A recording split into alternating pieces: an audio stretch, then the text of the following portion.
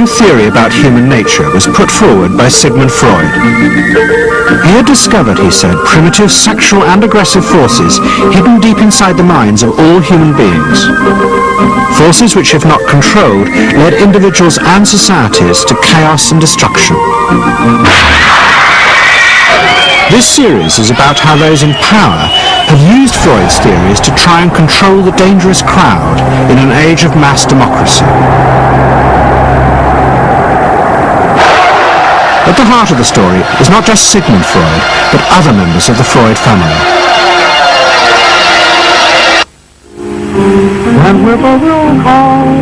This episode is about Freud's American nephew, Edward Bernays.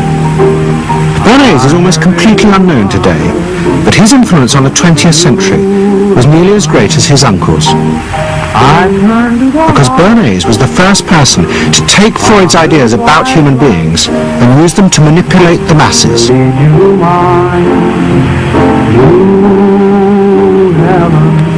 He showed American corporations for the first time how they could make people want things they didn't need by linking mass-produced goods to their unconscious desires. Out of this would come a new political idea of how to control the masses. By satisfying people's inner selfish desires, one made them happy and thus docile. It was the start of the all-consuming self, which has come to dominate our world today.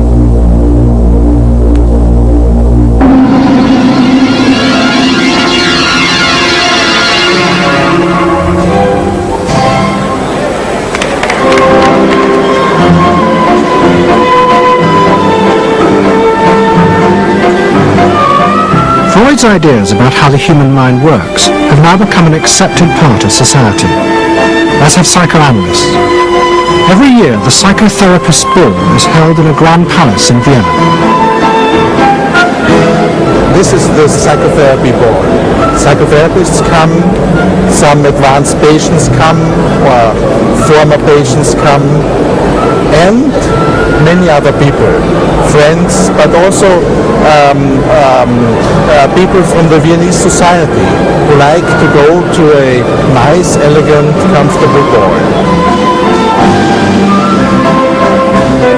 But it was not always so. 100 years ago, Freud's ideas were hated by Viennese society. At that time, Vienna was the centre of a vast empire ruling Central Europe. And to the powerful nobility of the Habsburg court, Freud's ideas were not only embarrassing, but the very idea of examining and analysing one's inner feelings was a threat to their absolute control. You see, at that time, these people had the power. And of course, you just were not allowed to show your bloody feelings. I mean, you just couldn't. You know, I mean, you couldn't, if you were unhappy. Can you imagine? You, for instance, you sit somewhere in the country in a castle, you are deeply unhappy, you are a woman. And you couldn't go to your maid and cry on her shoulders, or you couldn't go into the village and complain, you know, about your feelings. I mean, you couldn't, it was like selling yourself to somebody. You just couldn't. You know? Because they had to respect you. Now, of course, Freud, you see, put that thought very much into question, because you see, to examine yourself, you would have to put a lot of other things into question. Your society, everything that surrounds you. And that wasn't a good thing at that time. Why not? Because your self-created empire, to a certain extent, would have fallen into bits much earlier already. But what frightened the rulers of the empire even more was Freud's idea that hidden inside all human beings were dangerous instinctual drives. Freud had devised a method he called psychoanalysis. By analysing dreams and free association, he had unearthed, he said, powerful sexual and aggressive forces which were the remnants of our animal past. Feelings we repressed because they were too dangerous. Freud devised a method for exploring a hidden part of the mind, which we nowadays call the unconscious, which is a part that is totally unknown to our consciousness. That there exists a barrier in all our minds which prevents these hidden and unwelcome impulses of the unconscious from emerging. Footnote.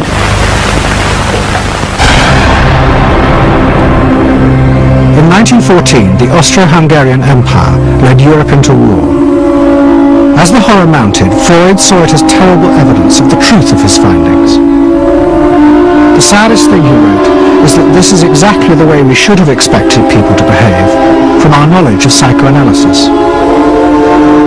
Governments had unleashed the primitive forces in human beings, and no one seemed to know how to stop them.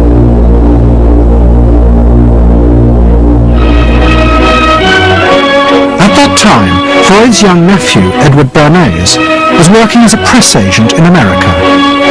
His main client was the world-famous opera singer Caruso, who was touring the United States.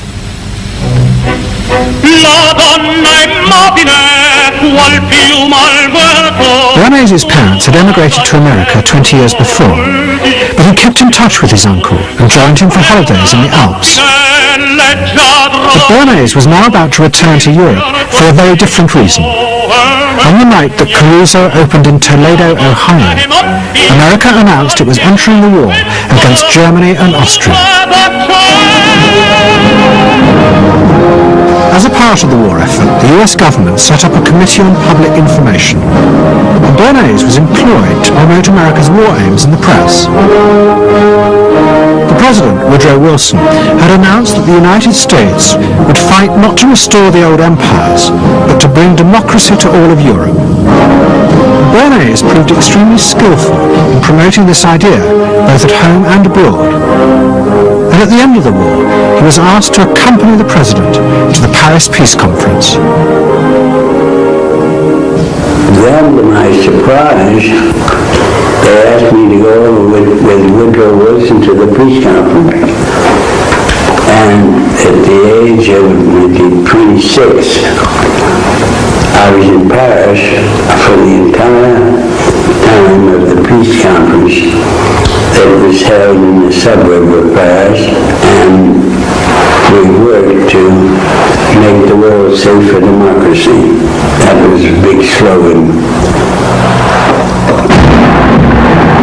Wilson's reception in Paris astounded Bernays and the other American propagandists. Their propaganda had portrayed Wilson as a liberator of the people, a man who would create a new world in which the individual would be free. They had made him a hero of the masses. And as he watched the crowds surge around Wilson, Bernays began to wonder whether it would be possible to do the same type of mass persuasion, but in peacetime.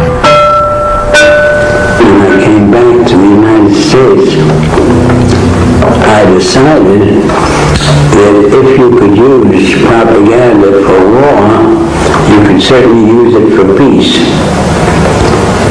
And propaganda got to be a bad word because of the Germans using it. So what I did was to try to find some other words. So we found the word Council on Public Relations. Bernays returned to New York and set up as a public relations counsel in a small office off Broadway, which was the first time the term had ever been used. Since the end of the 19th century, America had become a mass industrial society, with millions clustered together in the cities.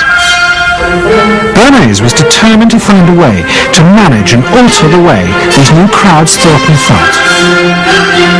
To do this, he turned to the writings of his uncle Sigmund. While in Paris, Bernays had sent his uncle a gift of some Havana cigars. In return, Freud had sent him a copy of his general introduction to psychoanalysis. Bernays read it, and the picture of hidden irrational forces inside human beings fascinated him. He wondered whether he might make money by manipulating the unconscious.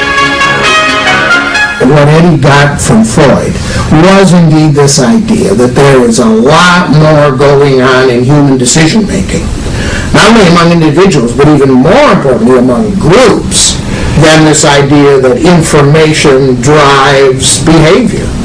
And so Eddie began to formulate this idea that you had to look at things that would play to people's irrational emotions And you see, that moved Eddie immediately into a different category from other people in his field and most government officials and managers of the day who thought if you just hit people with all this factual information, they would look at that and say, oh, of course. And Eddie knew that was not the way the world worked.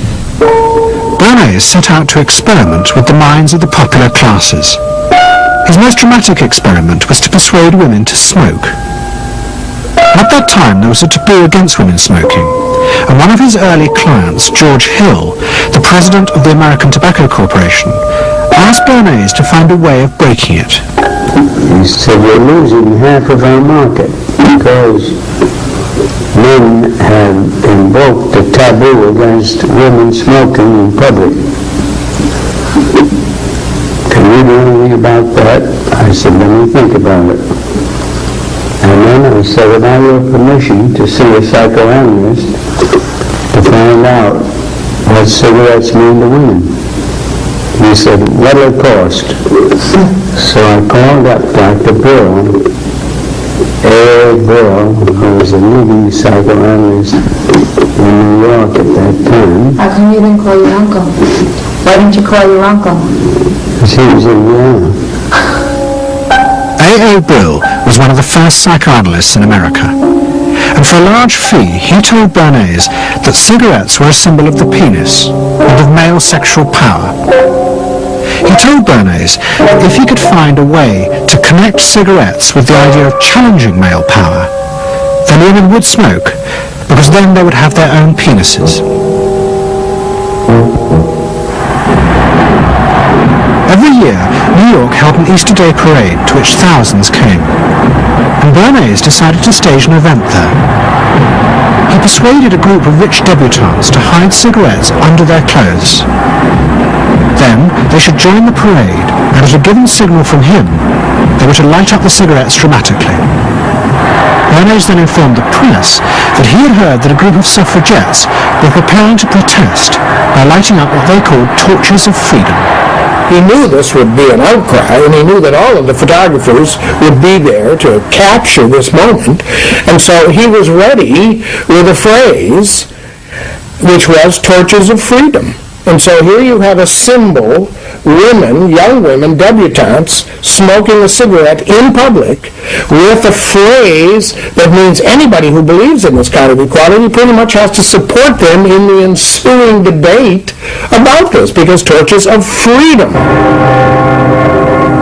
I mean, that's on all American coins. It's liberty. She's holding up the torch, you see? And so all of this is there together. There's emotion, there's memory, there's a rational phrase, even though it's using a lot of emotional elements. It's a phrase that works in a rational sense. All of this is together. And so the next day, this was not just in all of the New York papers, it was across the United States and around the world. And from that point forward, the sale of cigarettes to women began to rise. He had made them socially acceptable with a single symbolic act. What Bernays had created was the idea that if a woman smoked, it made her more powerful and independent, an idea that still persists today.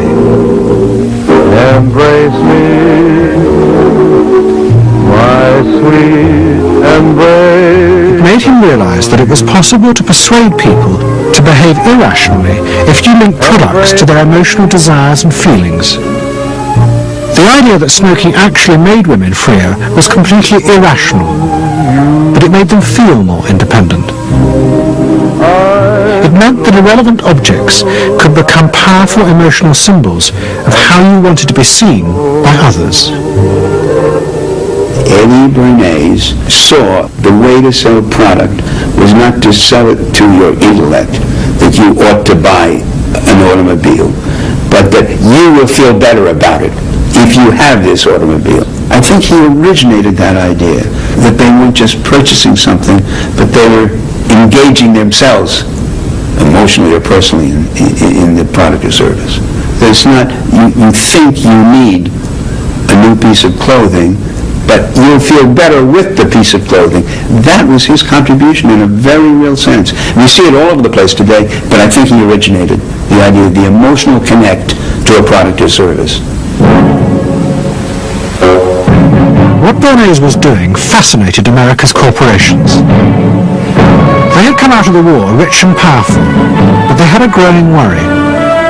The system of mass production had flourished during the war, and now millions of goods were pouring off production lines.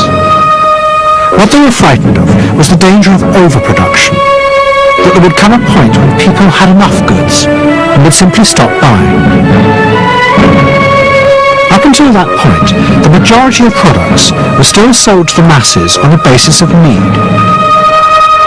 While the rich had long been used to luxury goods, for the millions of working-class Americans, most products were still advertised as necessities.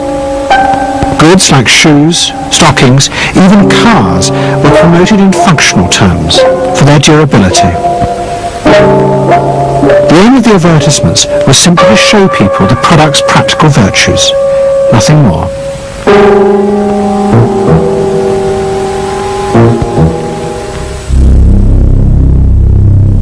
What the corporations realized they had to do was transform the way the majority of Americans thought about products. One leading Wall Street banker, Paul Mazur of Lehman Brothers, was clear about what was necessary. We must shift America, he wrote, from a needs to a desires culture. People must be trained to desire, to want new things even before the old have been entirely consumed. We must shape a new mentality in America. Man's desires must overshadow his needs. Prior to that time, there was no American consumer. There was the American worker, and there was the American owner, and they manufactured and they saved and they ate what they had to, and the people shopped for what they needed. And while the very rich may have bought things they didn't need, most people did not. And Mazur envisioned a break with that, where you would have things that you didn't actually need, but you wanted, as opposed to needed. And the man who would be at the center of changing that mentality for the corporations was Edward Bernays. Bernays really is the guy within the United States more than anybody else who sort of brings to the table psychological theory as something that is an essential part of how, from the corporate side, of how we are going to appeal to the masses effectively. And the whole sort of merchandising establishment and sales establishment is ready for Sigmund Freud. I mean, they are ready for understanding what motivates the human mind. And so that there's this real openness to Bernays' techniques being used to sell products to the masses. Beginning in the early 20s, the New York banks funded the creation of chains of department stores across America. They were to be the outlets for the mass-produced goods, and Bernays' job was to produce the new type of customer. Bernays began to create many of the techniques of mass consumer persuasion that we now live with. He was employed by William Randolph Hearst to promote his new women's magazines, and Bernays glamorized them by placing articles and advertisements that linked products made by others of his clients to famous film stars like Clara Bow, who was also his client. Bernays also began the practice of product placement in the movies, and he dressed the stars at the film's premieres with clothes and jewelry from other firms he represented. He was, he claimed, the first person to tell car companies they could sell cars as symbols of male sexuality. He employed psychologists to issue reports that said products were good for you, and then pretended they were independent studies. He organized fashion shows in department stores, and paid celebrities to repeat the new and essential message. He bought things not just for need, but to express your inner sense of yourself to others. There's a psychology of dress. Have you ever thought about it? How it can express your character? You all have interesting characters, but some of them are all hidden. I wonder why you all want to dress always the same, with the same hats and the same coats. I'm sure all of you are interesting and have wonderful things about you, but looking at you in the street, you all look so much the same. And that's why I'm talking to you about the psychology of dress. Try and express yourselves better in your dress. Bring out certain things that you think are hidden. I wonder if you've thought of this angle of your personality. I'd like to ask you some questions. Why do you like short skirts? Oh, because there's more to see. Oh, gee,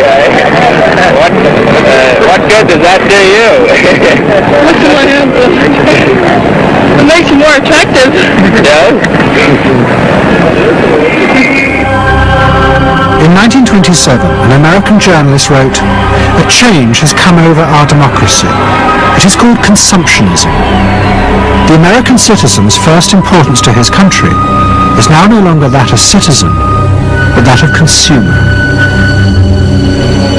The growing wave of consumerism helped in turn to create a stock market boom.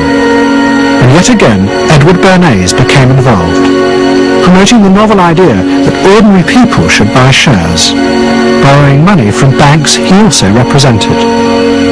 And yet again, millions followed his advice. He was uniquely knowledgeable about how people in large numbers are going to react to products and ideas and so on. But in political terms, if he were to go out, so I can't imagine that he could get three people to stand and listen. Wasn't particularly articulate, was a kind of funny looking, and didn't have any sense of reaching out for people one-on-one. None at all. He didn't think about people in groups of one, thought about people in groups of thousands. I would have nothing to do with him. Hello? Bernays soon became famous as the man who understood the mind of the crowd. And in 1924, the president contacted him. President Coolidge was a quiet, taciturn man and had become a national joke. The press portrayed him as a dull, humorless figure. Bernays' solution was to do exactly the same as he had done with products.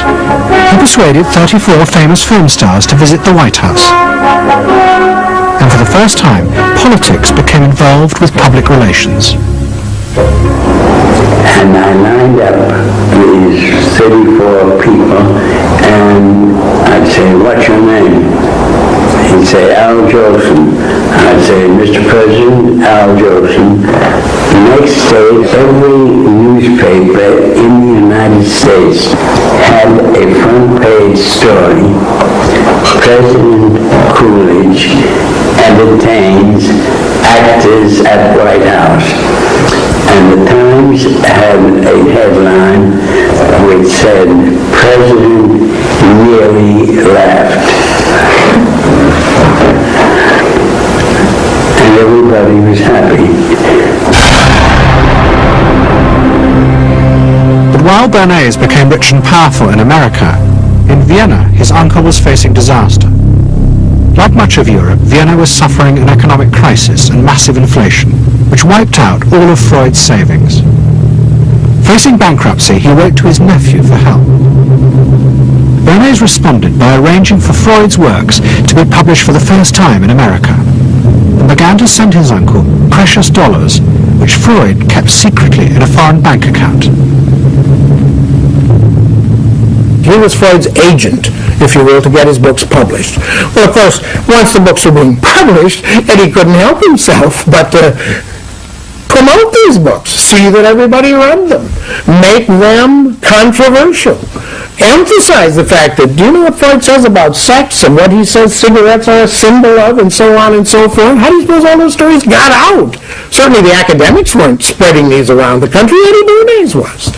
Then, when Freud became accepted, well then, of course, to go to a client and say, "Well, Uncle Siggy," see, then that had some cachet. But notice there, first Eddie created Uncle Siggy in the U.S., made him acceptable, secondly, and thirdly, then capitalized on Uncle Siggy. Typical Bernays performance. Bernays also suggested that Freud promote himself in the United States. He proposed his uncle write an article for Cosmopolitan, a magazine that Bernays represented, entitled "A Woman's Mental Place in the Home." Freud was furious. Such an idea, he said, was unthinkable. It was vulgar, and anyway, he hated America. Freud was now becoming increasingly pessimistic about human beings. In the mid-20s, he retreated in the summers to the Alps. sometimes staying in an old hotel, the Pension Moritz in Berchtesgaden. It is now a ruin. Freud began to write about group behavior, about how easily the unconscious aggressive forces in human beings could be triggered when they were in crowds. Freud believed he had underestimated the aggressive instincts in human beings. They were far more dangerous than he had originally thought. After World War I, Freud was basically a pessimist. He felt that man is an impossible creature, a very, very sadistic and bad species, and they did not believe that man can be improved. Man is a ferocious animal, the most ferocious animal that exists. They enjoy torturing and killing, and he didn't like man. The publication of Freud's works in America had an extraordinary effect on journalists and intellectuals in the 1920s. What fascinated and frightened them was the picture Freud painted of submerged, dangerous forces lurking just under the surface of modern society. Forces that could erupt easily to produce the frenzied mob which had the power to destroy even governments. It was this they believed had happened in Russia. To many, this meant that one of the guiding principles of mass democracy was wrong. The belief that human beings could be trusted to make decisions on a rational basis. The leading political writer, Walter Lippmann, argued that if human beings were in reality driven by unconscious, irrational forces, then it was necessary to rethink democracy.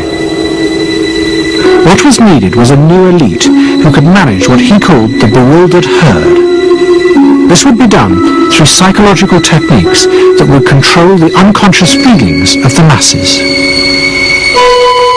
So here you have Walter Lippmann, probably the most influential political thinker in the United States, who is essentially saying that the basic mechanism of the mass mind is unreason, is irrationality, is animality. He believes that the mob in the street, which is how he sees ordinary people, are people who are driven not by their minds but by their spinal cords. The notion of kind of animal drives, unconscious instinctual drives lurking beneath the surface of civilization.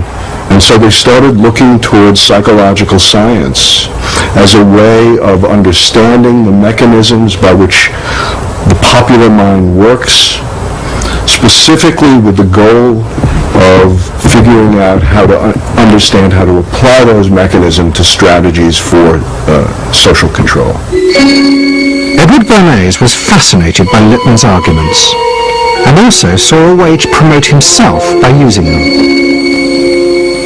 In the 1920s, he began to write a series of books which argued that he had developed the very techniques Lippmann was calling for. By stimulating people's inner desires and then sating them with consumer products, he was creating a new way to manage the irrational force of the masses. He called it the engineering of consent. Democracy, to my father, was a wonderful concept, but I don't think he felt that all those publics out there had reliable judgment, and that they very easily might vote for the wrong man or want the wrong thing, so that they had to be guided from above. It's enlightened despotism in a sense. You appeal to their desires and their unrecognized longings, that sort of thing. That you can tap into their deepest desires or their deepest fears and use that to your own purposes. And then, in 1928, a president came to power who agreed with Bernays. President Hoover was the first politician to articulate the idea that consumerism would become the central motor of American life. After his election, he told a group of advertisers and public relations men, "You have taken over the job of creating desire and have transformed people into constantly moving happiness machines. Machines which have become the key to economic progress." What was beginning to emerge in the 1920s was a new idea of how to run mass democracy. At its heart was the consuming self, which not only made the economy work, but was happy and docile, and so created a stable society. Both Benet's and Littman's concept of managing the masses takes the idea of democracy and it turns it into a palliative. It turns it into giving people some kind of feel-good medication that will respond to an immediate pain or immediate yearning, but will not alter the objective circumstances one iota. I mean, democracy really, the idea of democracy at its heart was about changing the relations of power that had governed the world for so long. And Benet's concept of democracy was one of maintaining the relations of power, even if it meant that one needed to sort of stimulate the psychological lives of the public. And in fact, in his mind, that was what was necessary. That if you can keep stimulating the irrational self, then leadership can basically go on doing what it wants to do. Bernays now became one of the central figures in a business elite that dominated American society and politics in the 1920s. He also became extremely rich and lived in a suite of rooms in one of New York's most expensive hotels, where he gave frequent parties. Oh my goodness, he had a home in the corner suite of the Sherry Netherland Hotel. And here's this wonderful suite with all these windows looking out on Central Park and across at the plaza and on the square. And he would use this place to hold a soiree. The mayor would come, all the media leaders would come, the political leaders, the business leaders, the people in the arts. I mean, it was a who's who. People wanted to know Eddie Bernays because, you know, he himself became a sort of a famous man, a sort of a magician who could make these things happen. He knows everybody. He knows the mayor, and he knows the senator, and he calls politicians on the telephone, as if he did get literally a high or a bang out of doing what he did. And that's fine, but it can be a little hard on the people around you, especially when you make other people feel stupid. People who worked for him were stupid, and children were stupid, and if people did things in a way that he wouldn't have done them, they were stupid. It was a word that he used over and over and over, dope and stupid. And the masses? They were stupid.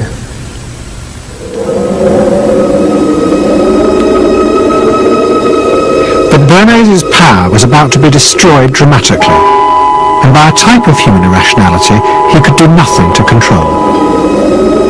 At the end of October 1929, Bernays organised a huge national event to celebrate the 50th anniversary of the invention of the light bulb.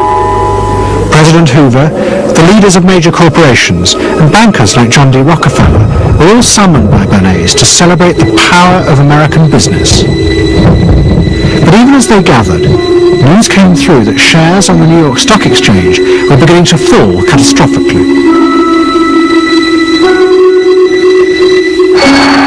Throughout the 1920s, speculators had borrowed billions of dollars. The banks had promoted the idea that this was a new era where market crashes were a thing of the past. But they were wrong. What was about to happen was the biggest stock market crash in history. Investors had panicked and begun to sell in a blind, relentless fury that no reassurance by bankers or politicians could halt. And on the 29th of October 1929, the market collapsed.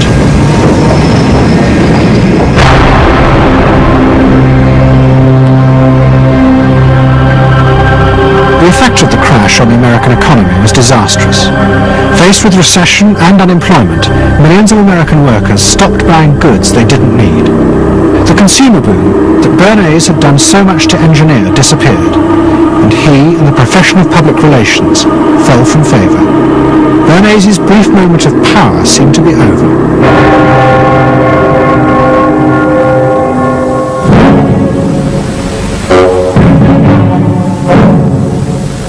The The effect of the Wall Street crash on Europe was also catastrophic.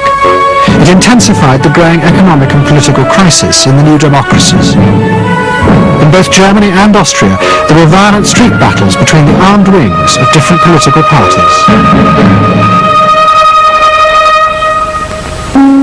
Against this backdrop, Freud, who was suffering from cancer of the jaw, retreated yet again to the Alps. He wrote a book called Civilization and Its Discontents. It was a powerful attack on the idea that civilization was an expression of human progress. Instead, Freud argued, civilization had actually been constructed to control the dangerous animal forces inside human beings. What was implicit in Freud's argument was that the ideal of individual freedom, which was at the heart of democracy, was impossible. Human beings could never be allowed to truly express themselves because it was too dangerous. They must always be controlled and would thus always be discontent.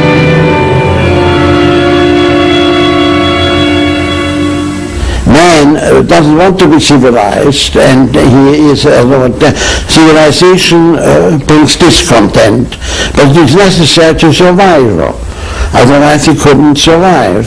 So he must be discontent, because this would be the only way to keep him within limits.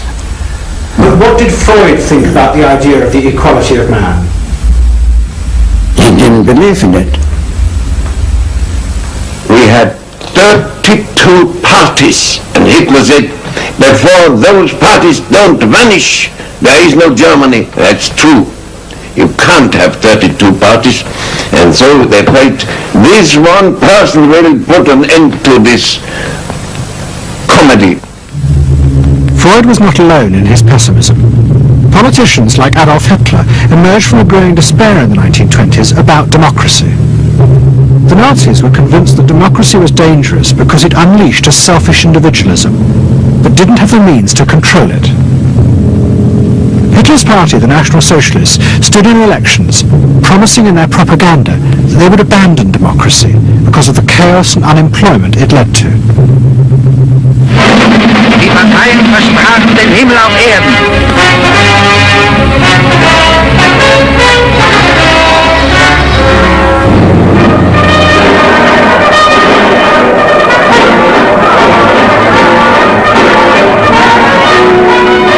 In March 1933, the National Socialists were elected to power in Germany, and they set out to create a society that would control human beings in a different way.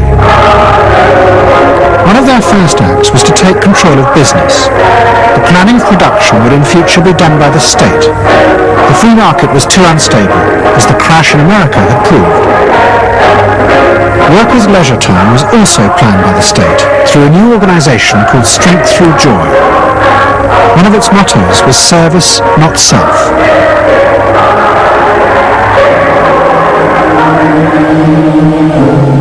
But the Nazis did not see this as a return to an old form of autocratic control.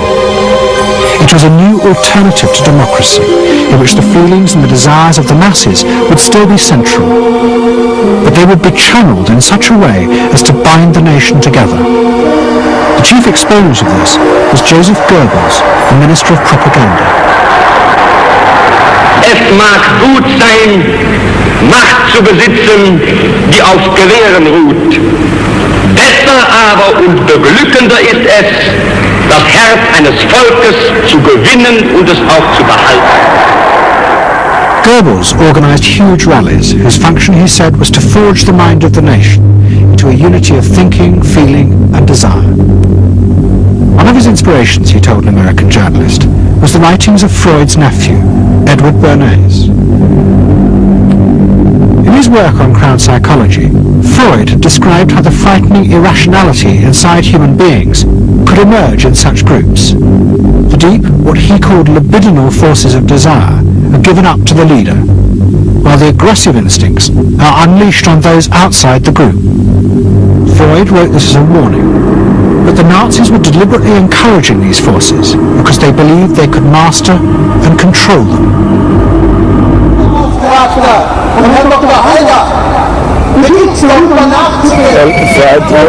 Freud was saying that masses are bound by libidinal forces. They love each other and delegate their ideas and the things to the check on top. What are libidinal forces? What are libidinal forces? All forces of love. Not hate. Hate is delegated to the others outside.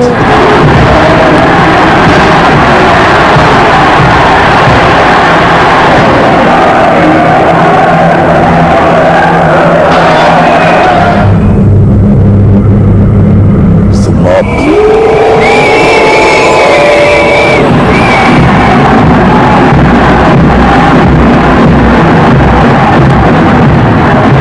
I could see from afar, looking up Wilhelmstraße towards Unter den Linden, how those 100,000 of people, when they passed Hitler, they just became completely delirious.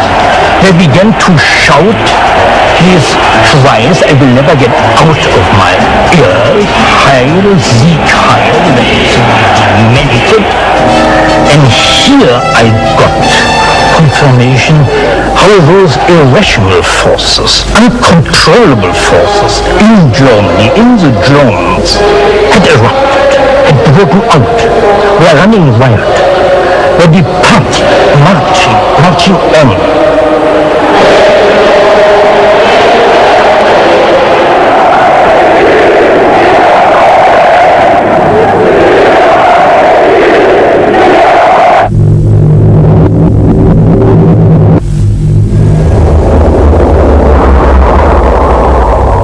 In America too, democracy was under threat from the force of the angry mob. The effect of the stock market crash had been disastrous. There was growing violence as an angry population took out their frustration on the corporations who were seen to have caused this disaster. Then, in 1932, a new president was elected who was also going to use the power of the state to control the free market. But his aim was not to destroy democracy, but to strengthen it. And to do this, he was going to develop a new way of dealing with the masses. I am prepared, under my constitutional duty, to recommend the measures that a stricken nation in the midst of a stricken world may require. But in the event that the national emergency is still critical, I shall not evade the clear course of duty that will then confront me. I shall ask the Congress for the one remaining instrument to meet the crisis: broad executive power.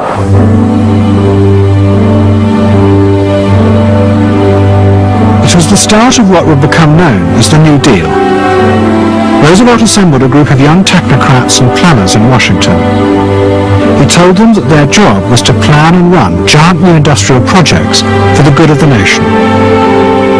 Roosevelt was convinced that the stock market crash had shown that laissez-faire capitalism could no longer run modern industrial economies.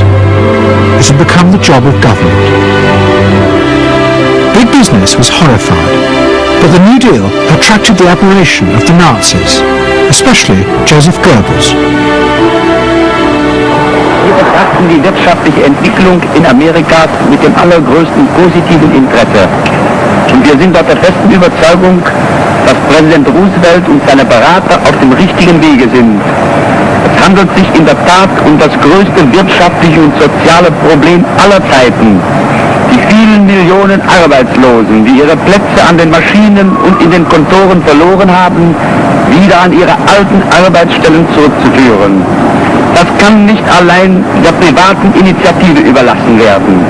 Ausschlaggebend ist, dass die öffentliche Hand mit positiven Maßnahmen eingreift. But although Roosevelt, like the Nazis, was trying to organize society in a different way, unlike the Nazis, he believed that human beings were rational and could be trusted to take an active part in government. Roosevelt believed it was possible to explain his policies to ordinary Americans and take into account their opinions. To do this, he was helped by the new ideas of an American social scientist called George Gallup. favorite reading of New Deal Washington, the survey of U.S. public opinion. From offices at Princeton, New Jersey, a famed statistician, Dr. George Gallup, tells Washington from week to week what the nation is thinking. And in New York, Fortune magazine's analyst, Elmo Roper, compiles for publication a continuous record of the nation's approval or disapproval of how the country is being run. Gallup and Roper rejected Bernays' view that human beings were at the mercy of unconscious forces and so needed to be controlled. Their system of opinion polling was based on the idea that people could be trusted to know what they wanted. They argued that one could measure and predict the opinions and behaviour of the public if one asked strictly factual questions and avoided manipulating their emotions. Well, how about this one? Do you think Franklin D. Roosevelt's New Deal has been bad for the nation in general? No, that question's loaded. It automatically suggests an answer. Well, how about this? Is your present feeling toward President Roosevelt one of general approval or general disapproval? That's better. Prior to scientific polling, the view of many people was that you couldn't trust public opinion. It was irrational, that it was ill-informed, chaotic, unruly, and so forth. And so that opinion should be dismissed. But with scientific polling, I think it established very clearly that people are rational, that they do make good decisions, and this offers democracy a chance to be truly informed by the public, giving everybody a voice in the way the country is run. I know my father wouldn't necessarily say the voice of the public is the voice of God, but he did feel very much that the voice of the people is a rational voice and should be heard. What Roosevelt was doing was forging a new connection between the masses and politicians. No longer were they irrational consumers who were managed by sating their desires. Instead, they were sensible citizens who could take part in the governing of the country. In 1936, Roosevelt stood for re-election. He promised further control over big business. To the corporations, it was the beginning of a dictatorship.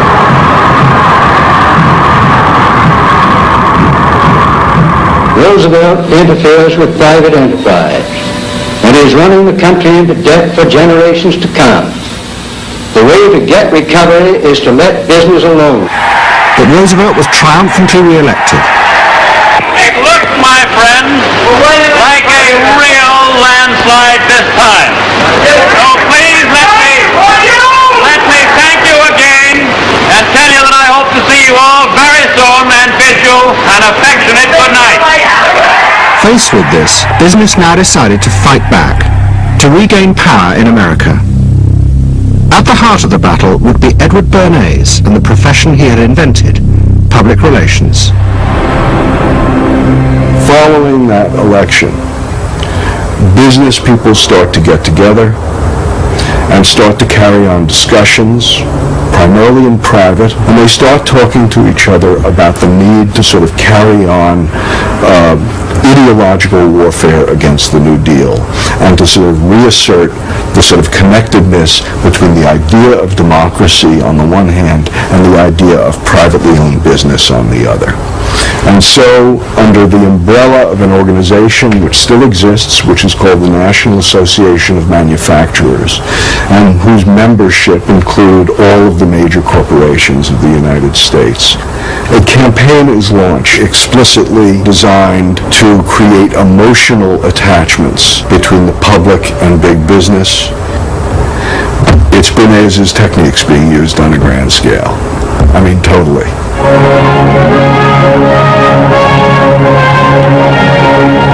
General Motors' Parade of Progress, traveling the high roads and byroads of America, bringing to millions of Americans in their own hometown the fascinating story behind modern industry, showing The campaign set out to show dramatically that it was business, not politicians, who had created modern America. a better mode of living for all of us. Bernays was an advisor to General Motors, but he was no longer alone. The industry he had founded now flourished as hundreds of public relations advisors organized a vast campaign. They not only used advertisements and billboards, but managed to insinuate their message into the editorial pages of the newspapers. It became a bitter fight. In response to the campaign, the government made films that warned of the unscrupulous manipulation of the press by big business. And the central villain was the new figure of the public relations man. They tried to achieve their ends by working entirely behind the scenes, corrupting and deceiving the public. The aims of such groups may be either good or bad, so far as the public interest is concerned, but their methods are a grave danger to democratic institutions. The films also showed how the responsible citizen could monitor the press themselves. They could create a chart that analysed the reporting for signs of hidden bias. But such earnest instruction was to be no match for the powerful imagination of Edward Bernays.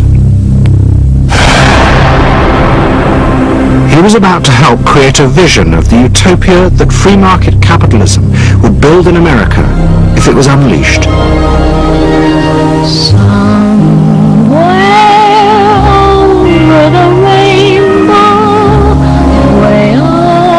In 1939, New York hosted the World's Fair. Edward Bernays was a central advisor. He insisted that the theme be the link between democracy and American business.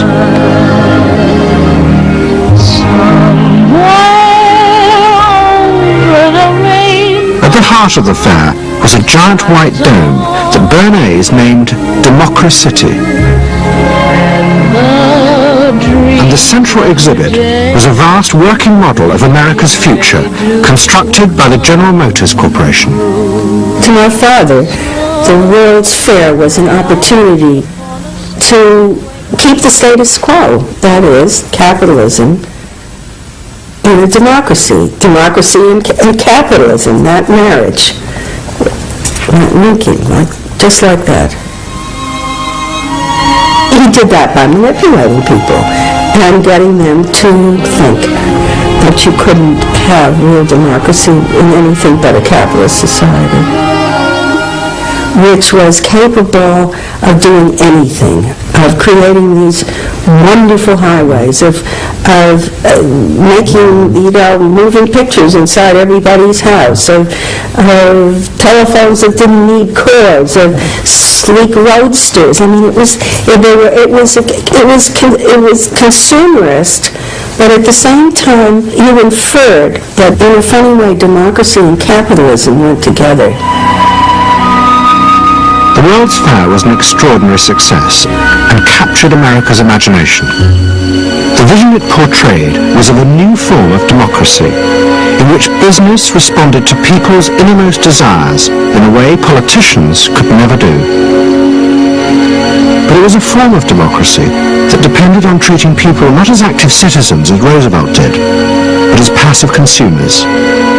Because this, Bernays believed, was the key to control in a mass democracy.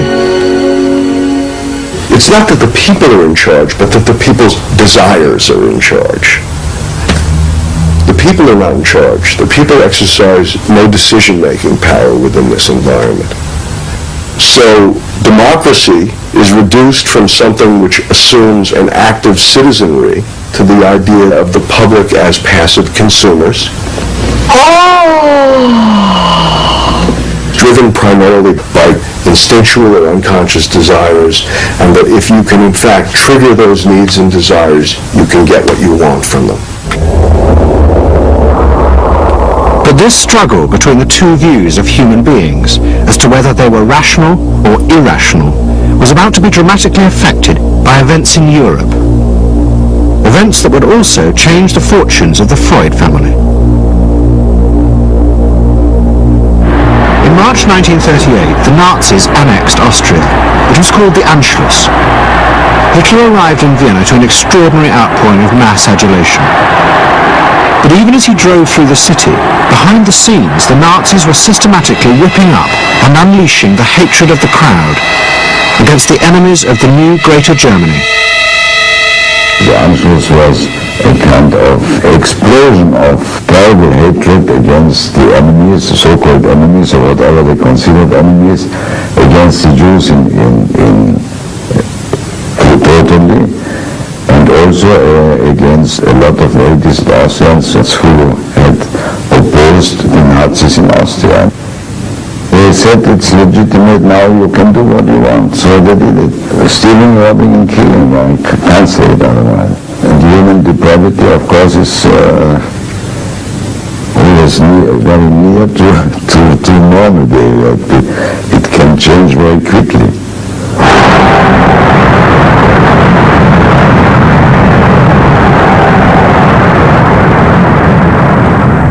As the violence and assassinations raged in Vienna, Freud decided he had to leave. His aim was to go to Britain, but he knew that Britain, like many countries, was refusing entry to most Jewish refugees. But help came from the leading psychoanalyst in Britain, Ernest Jones. He was in the same ice skating club as the Home Secretary, Sir Samuel Hoare, and Jones persuaded Hoare to issue Freud a British work permit. And in May 1938, Freud, his daughter Anna, and other members of his family set off for London.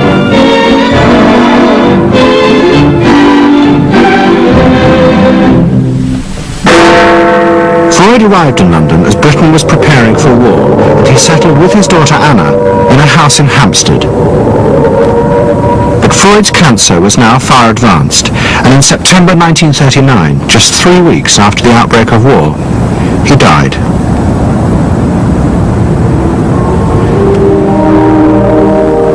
The Second World War would utterly transform the way governments saw democracy and the people they governed.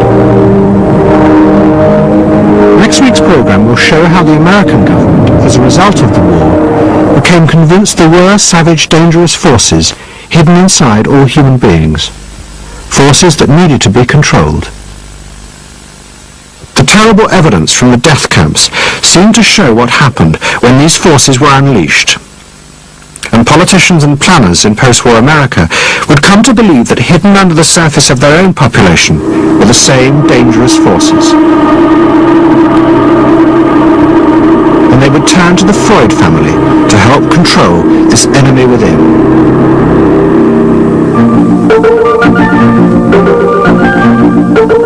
And ever adaptable, Edward Bernays would work not just for the American government, but the CIA. And Sigmund Freud's daughter Anna would also become powerful in the United States, because she believed that people could be taught to control the irrational forces within them. Out of this would come vast government programs to manage the inner psychological life of the masses.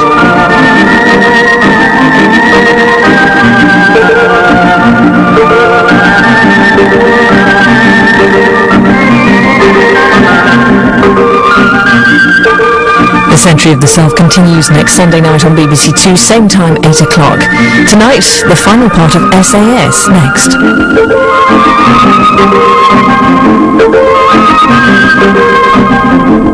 Let's see a bit about dreams. We all have thoughts which we never knew we had. They are too uncomfortable, too incompatible with our adult self to be remembered. Yet they are often disturbing, rumbling under the surface like lava in a volcano. The dream is the royal road to these thoughts, the royal road to the unconscious.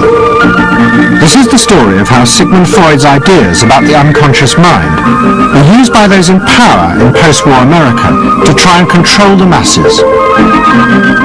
Politicians and planners came to believe that Freud was right to suggest that hidden deep within all human beings were dangerous and irrational desires and fears. They were convinced that it was the unleashing of these instincts that had led to the barbarism of Nazi Germany.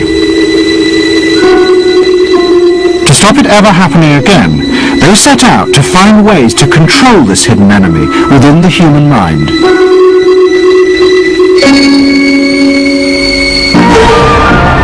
At the heart of the story are Sigmund Freud's daughter Anna. and his nephew, Edward Bernays, who had invented the profession of public relations.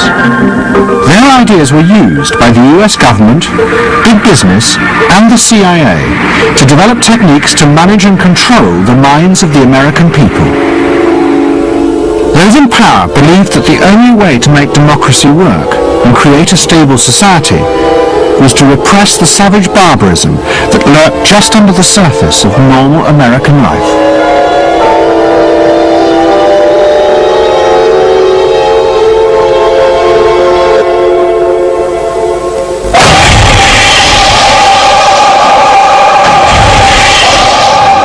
The story begins in the middle of the fierce fighting of the Second World War. As the fighting intensified, the American army was faced by an extraordinary number of mental breakdowns among its troops. 49% of all soldiers evacuated from combat were sent back because they suffered from mental problems. In desperation, the army turned to the new ideas of psychoanalysis. They made a film record of the experiment using hidden cameras. It says here on your record that you had headaches, that you had crying spells. Yes, sir. I believe that your profession is called nostalgia. In other words, homesickness. Yes, sir. It was induced long shortly before the war.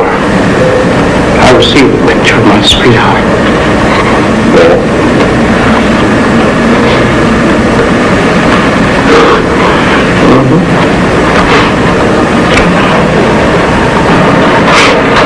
I'm sorry, I can't continue. That's all right. It was the first time that anyone had paid such attention to the feelings and anxieties of ordinary people. At the heart of the experiment were a number of refugee psychoanalysts from Central Europe. They worked with American psychiatrists to guide and shape the project. When I first came to America, I worked in the psychiatric service with soldiers trying to rehabilitate them. And I traveled in the train from the East Coast to the West Coast. I was enormously curious what goes on in all of those little towns that the train is passing. After my years in the army, I knew exactly what everybody was doing in the little towns. Because I saw so many people who came from there, and I understood their aspirations, their disappointments, and so forth. So it was as if somebody invited me to a privileged tour into the inner soul of America. I'm not doing this deliberately. I couldn't believe it. I do believe you. And this bit of emotion is sometimes very helpful. I hope so, sir. Sure, it gets it off your chest. Well, sir, to be perfectly honest with you, I'm very much in love with my sweetheart.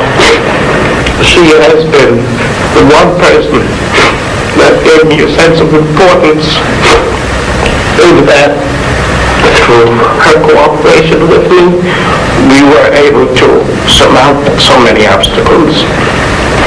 Take it easy now, just talk to The psychoanalysts used techniques developed by Freud to take the men back into their past. They became convinced that the breakdowns were not the direct result of fighting. The stress of combat had merely triggered old childhood memories. These were memories of the men's own violent feelings and desires, which they had repressed because they were too frightening. Think deeply. Let's go back. When was it you... To the psychoanalysts, it was overwhelming proof of Freud's theory that underneath human beings were driven by primitive, irrational forces. World War II was a major shattering experience because I discovered the enormous role of the irrational in the lives of most people. And that I can say, that I learned that the ratio between the irrational and the rational in America is very much in favor of the irrational. That there is much greater unhappiness, much more suffering, much more. A sadder country than one would imagine it from the advertisements that you get. A much more problematic country.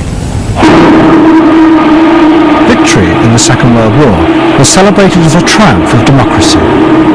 But in private, many policymakers were worried about the implications of the analysis of the soldiers. It seemed to show that underneath every American were irrational, violent drives. What had happened in Germany seemed to bear this out. The complicity of so many ordinary Germans in mass killings during the war showed just how easily these forces could break through and overwhelm democracy.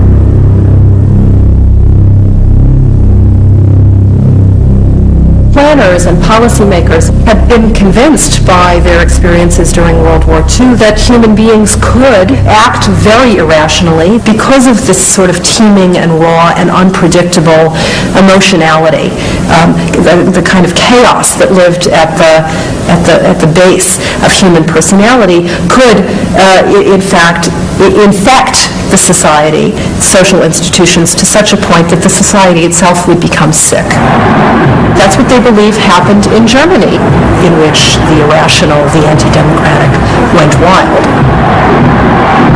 It was a vision of human nature as incredibly destructive, and they were terrified that Americans would in fact behave that way, or were capable of behaving that way, and they wanted to avoid a rerun of that. So what is needed is a human being that can internalize democratic values so that they are not shaken with the storm. And psychoanalysis carried in it the promise that it can be done. It opened up new vistas as to how the inner structure of the human being can be changed so that he becomes a more vital, free supporter and maintainer of democracy. Psychoanalysts were convinced they not only understood these dangerous forces, but they knew how to control them too. They would use their techniques to create democratic individuals, because democracy left to itself failed to do this.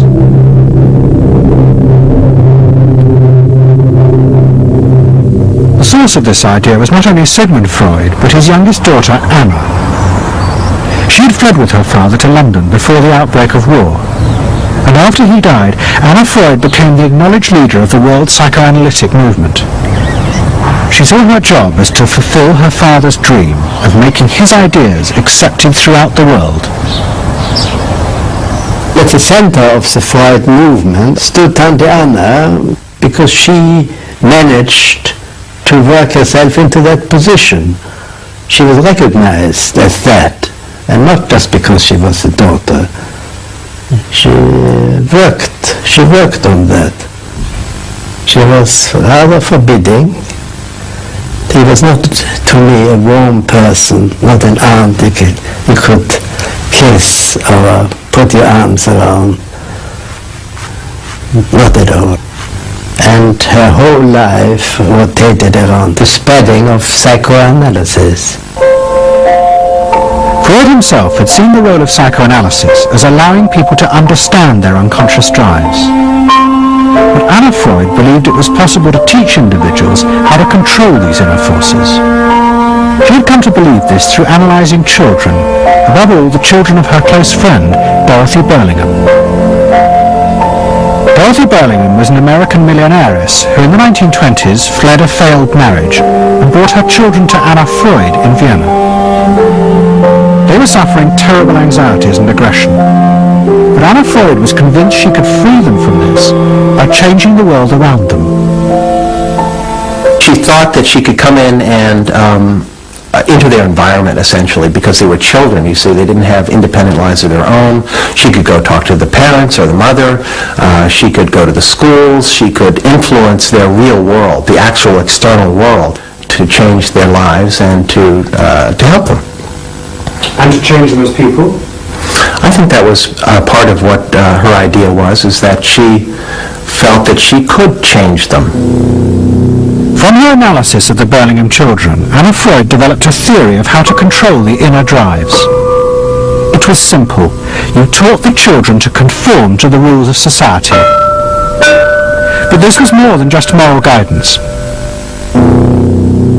Anna Freud believed that if children like the Burlinghams strictly followed the rules of accepted social conduct, then as they grew up, the conscious part of their mind, what was called the ego, would be greatly strengthened in its struggle to control the unconscious.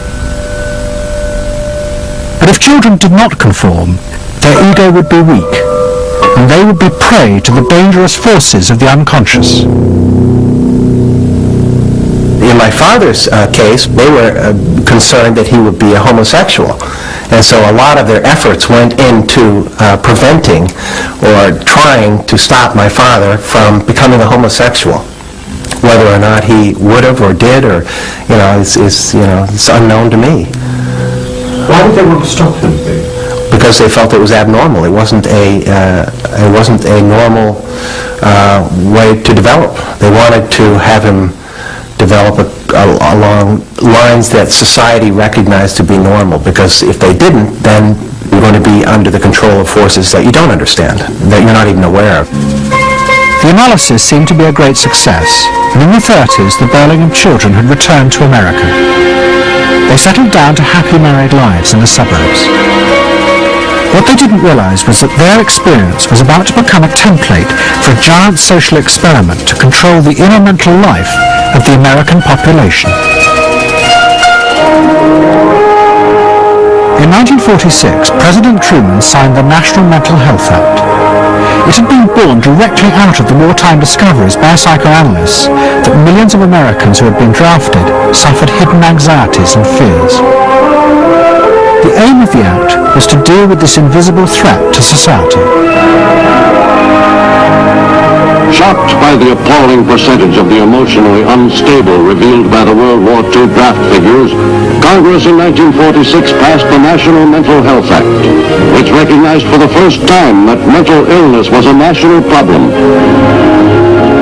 Keenly aware of the tremendous problems ahead is Dr. Robert H. Felix, director of the vast new project. A primary objective of the National Mental Health Program is to increase our fund of scientific knowledge about mental health and about mental illness. We're not doing this. Why? Because there are all too few skilled mental health workers. Two of the principal architects of the Act were the Menninger brothers, Carl and Will. Will had run the wartime psychotherapy experiments, and now he and his brother began to train hundreds of new psychiatrists. The Menningers were convinced that it would be possible to apply Anna Freud's ideas on a wide scale, and to adults as well as children. The psychiatrist's job would be to teach ordinary Americans how to control their unconscious drives. Psychoanalysis could be used to make a better society. They said psychoanalytic thinking could make for the betterment of society, because you could change the way the mind functioned. And you could take the ways in which people did hurtful things to themselves and others and alter them by enlarging their understanding. And this was the vision psychoanalysis brought. That you could really change people. That you could really change people. And you could change them almost in limitless ways. In the late 40s, a vast project began in America to apply the ideas of psychoanalysis to the masses. Psychological guidance centers were set up in hundreds of towns. They were staffed by psychiatrists who believed it was their job to control the hidden forces inside the minds of millions of ordinary Americans. Yes, I need something done. I need some help. Do you have any particular teachers that you like? Well, I've all my teachers except one. I remember. What was the trouble with this one? No, she just scared me most of the time. Holler at me and I'd run outside and vomit. I hate my brother. Loathe him. Despise him. At the same time, thousands of counselors were trained to apply psychoanalysis to marriage guidance. And social workers were sent out to visit people's homes and advise on the psychological structure of family life. Behind all this was the fundamental idea of Anna Freud's, that if people were encouraged to conform to the accepted patterns of family and social life, then their ego would be strengthened. They would be able to control the dangerous forces within them. When your emotions control your actions, it affects not only yourself, but the people around you. And if this sort of flare-up is repeated often, it might lead to a permanently warped personality.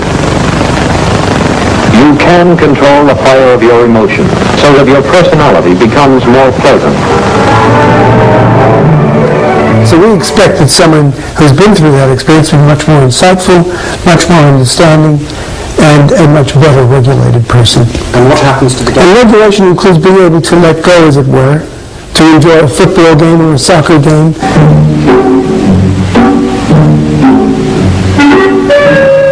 A more understanding, less rational, but also appropriately emotional person. The regulatory aspects of the human mind would really be in charge. Instead of being overwhelmed by our passions and by our darker impulses. That one would be master or mistress of one's own passions. They just felt that the road to happiness was in adapting to the external world in which they lived. That people could be uncrippled from their own neurotic conflicts and impulses, that they would not engage in self-destructive behavior, that they would in fact adapt to the reality about them. They never questioned the reality. They never questioned that it might itself be a source of evil or something to which you could not adapt without compromise or without suffering or without exploiting yourself in some way. So there was this fit with the politics of the day. And a balance of emotions is important to a well-rounded personality. But it was only the beginning of the rise to power of psychoanalysis in America. Psychoanalysts were about to move into big business and use their techniques not just to create model citizens, but model consumers. Last week's episode showed how Freud's American nephew, Edward Bernays, had been the first to convince American corporations that they could sell products by connecting them with people's unconscious feelings. But now, a group of psychoanalysts were going to take what Bernays had begun and invent a whole range of techniques to get inside and manage the unconscious mind of the consumer. They were led by Ernest Dichter. Dichter had practiced next door to Freud in Vienna, but he had come to America and set up the Institute for Motivational Research in an old mansion north of New York. This is the Institute for Motivational Research, a place devoted to the intriguing business of finding out why people behave as they do, why they buy as they do, why they respond to advertising as they do. And this is Dr. Ernest Dichter. We don't go out and ask directly, why do you buy, why don't you? What we try to do instead is to understand the total personality, the self-image of the customer. We use all the resources of modern social sciences. It opens up some stimulating psychological techniques for selling any new product. Like the other psychoanalysts, Dichter believed that American citizens were fundamentally irrational beings. They could not be trusted. Their real reasons for buying products were rooted in unconscious desires and feelings. And Dichter wanted to find ways to uncover what he called the secret self of the American consumer. He was trying to get out of people's mind the unconscious motivations that they had for purchasing.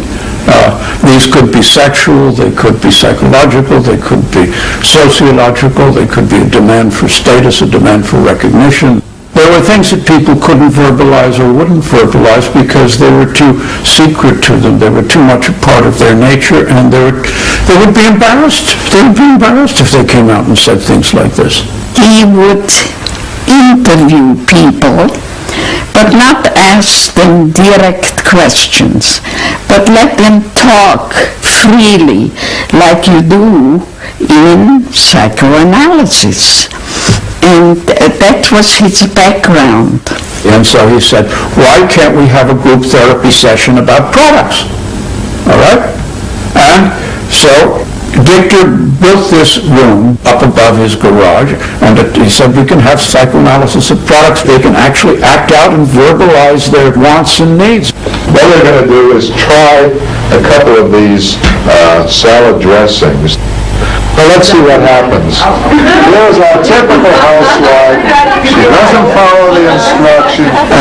They could be observed and watched, and other people could comment, and they could talk about it, and everybody could join in. He was the first to do this. This was absolutely the first thing that was ever done.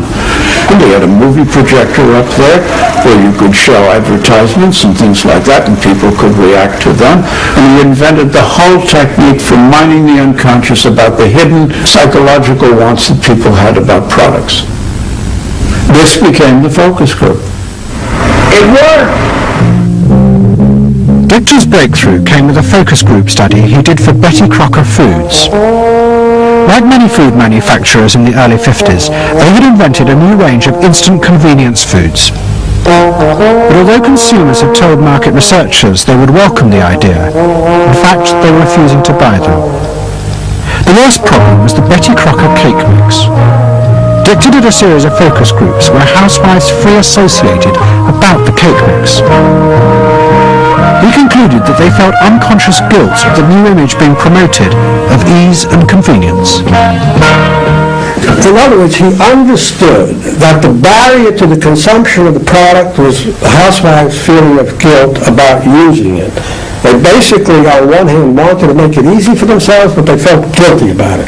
So what you've got to do in those circumstances is remove the barrier being guilt. The way to do that is to give the housewife a greater sense of participation. And how do you do that? By adding an egg. Simple as that. As simple as that. Victor told Betty Crocker to put an instruction on the packet that the housewife should add an egg. It would be an unconscious symbol, he said, of the housewife mixing in her own eggs as a gift to her husband, and so would lessen the guilt. Betty Crocker did it, and the sales soared. My cake is ready. The consumer may have basic needs that the consumer himself or herself doesn't fully understand. You have to know what those needs are in order to fully exploit the consumer. Is it wrong to give people what they want by taking away their defenses, helping remove their defenses? It seems so much longer than last year. It is. Nearly 4 inches longer in some models.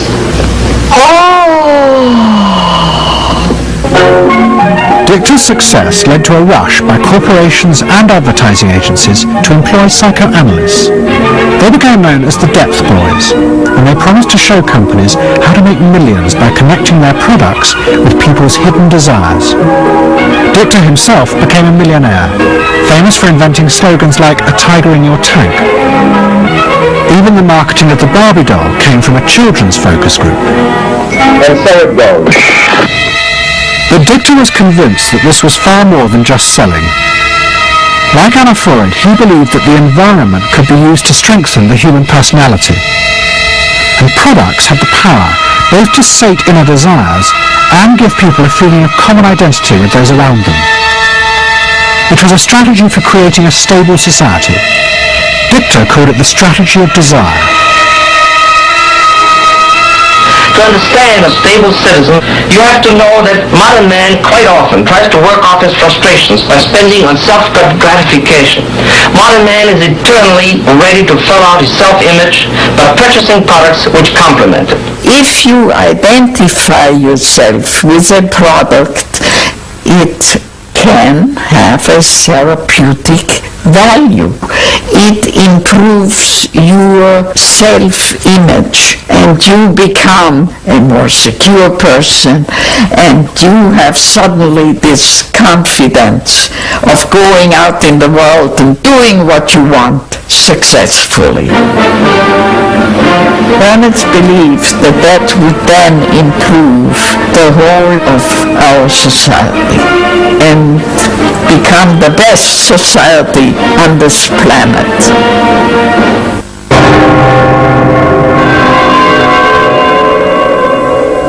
early 50s, the ideas of psychoanalysis had penetrated deep into American life. The psychoanalysts themselves became rich and powerful.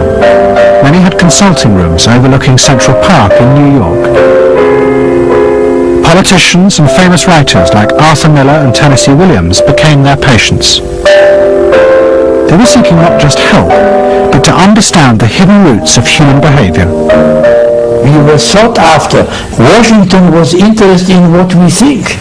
You know, the important writers, important politicians were undergoing psychoanalysis. We had waiting lists because there were so many patients that wanted to be analyzed. So it gave us a little bit of a swellhead. And as the psychoanalysts' ideas took hold in America, a new elite began to emerge, in politics, social planning, and in business. What linked this elite was the assumption that the masses were fundamentally irrational. To make a free market democracy like America work, one had to use psychological techniques to control mass irrationality. They actually believed that this elite was necessary because individual citizens were not capable, if left alone, of being democratic citizens. The elite was necessary in order to create the conditions that would produce individuals capable of behaving as a good consumer and also behaving as a democratic citizen. They didn't see their activities as anti-democratic, as undermining the capacity of individual citizens for democracy. Quite the opposite.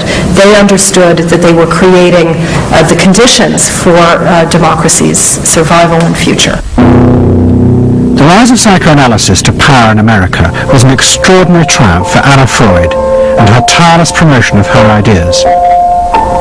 She remained in England, living with Dorothy Burlingham. On the surface, it was an idyllic life.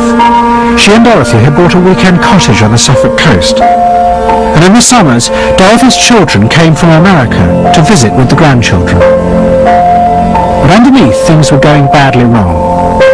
Both Bob and Mabby Burlingham, who Anna Freud had analysed in the 1930s, had suffered personal breakdowns and their marriages were collapsing. Bob was drinking heavily and Mabby suffered terrible anxieties. The real reasons for the visits to England were yet more analysis with Anna Freud.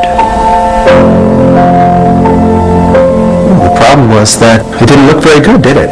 Because here you have somebody who's having nervous breakdowns and is having alcoholic binges, and this is not exactly, doesn't really sit well.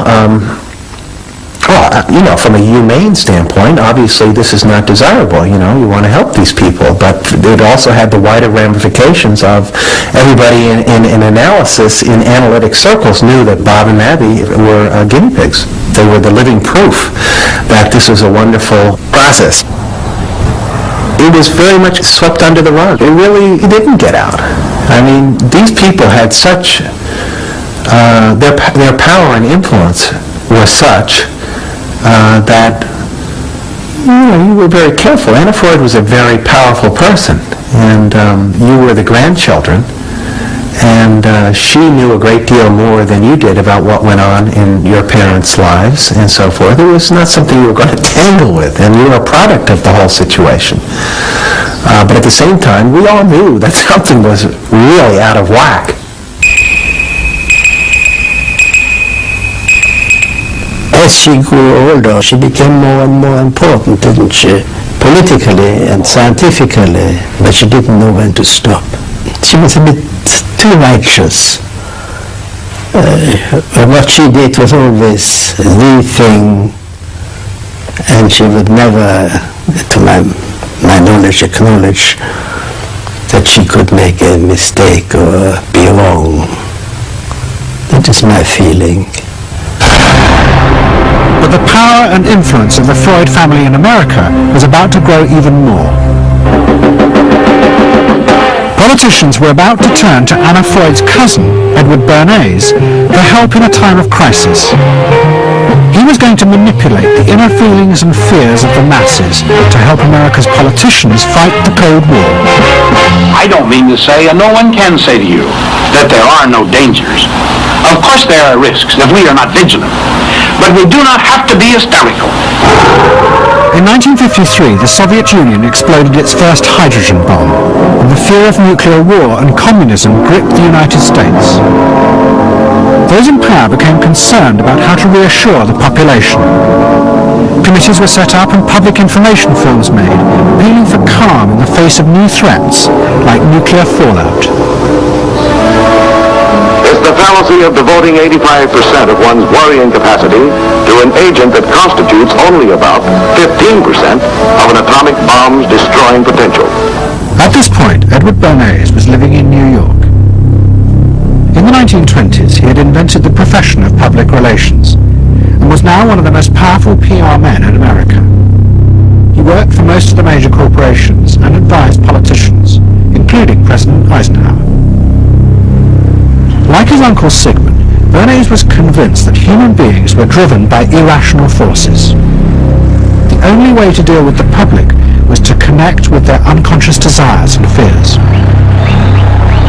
Bernays argued that instead of trying to reduce people's fear of communism, one should actually encourage and manipulate the fear, but in such a way as it became a weapon in the Cold War. Rational argument was fruitless.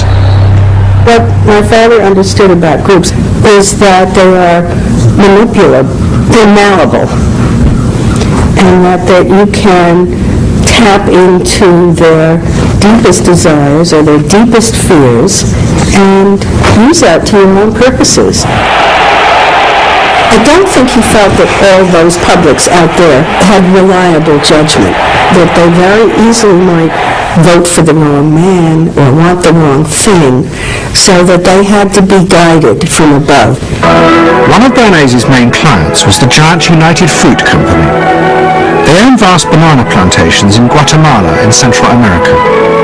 For decades, United Fruit had controlled the country through pliable dictators. It was known as a banana republic.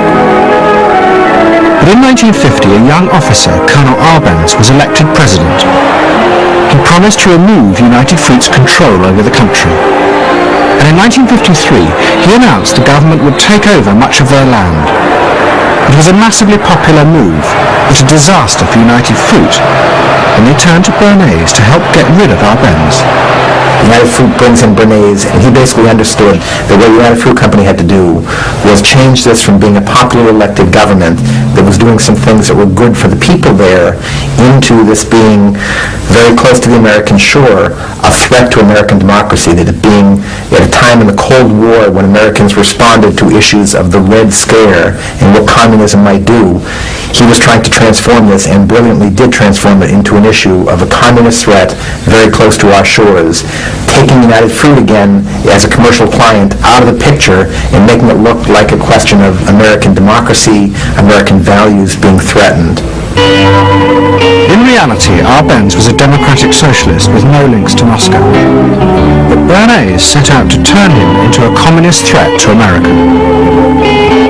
He organized a trip to Guatemala for influential American journalists. Few of them knew anything about the country or its politics. Bernays arranged for them to be entertained and to meet selected Guatemalan politicians who told them that Arbenz was a communist controlled by Moscow.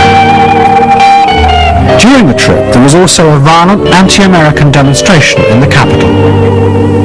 Many of those who worked for United Fruit were convinced it had been organized by Bernays himself.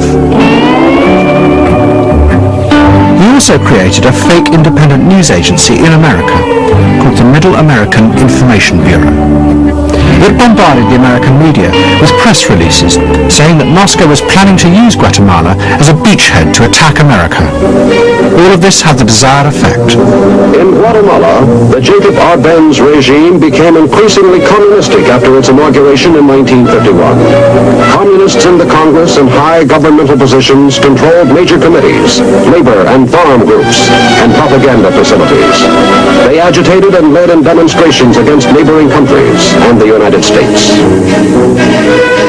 What was profoundly new in terms of what Bernays did is he took this menace to our backyard in Guatemala. For the first time, we saw Reds a couple hundred miles from New Orleans who Eddie Bernays had us believing were a true threat to us, that it was going to be a Soviet outpost in our backyard.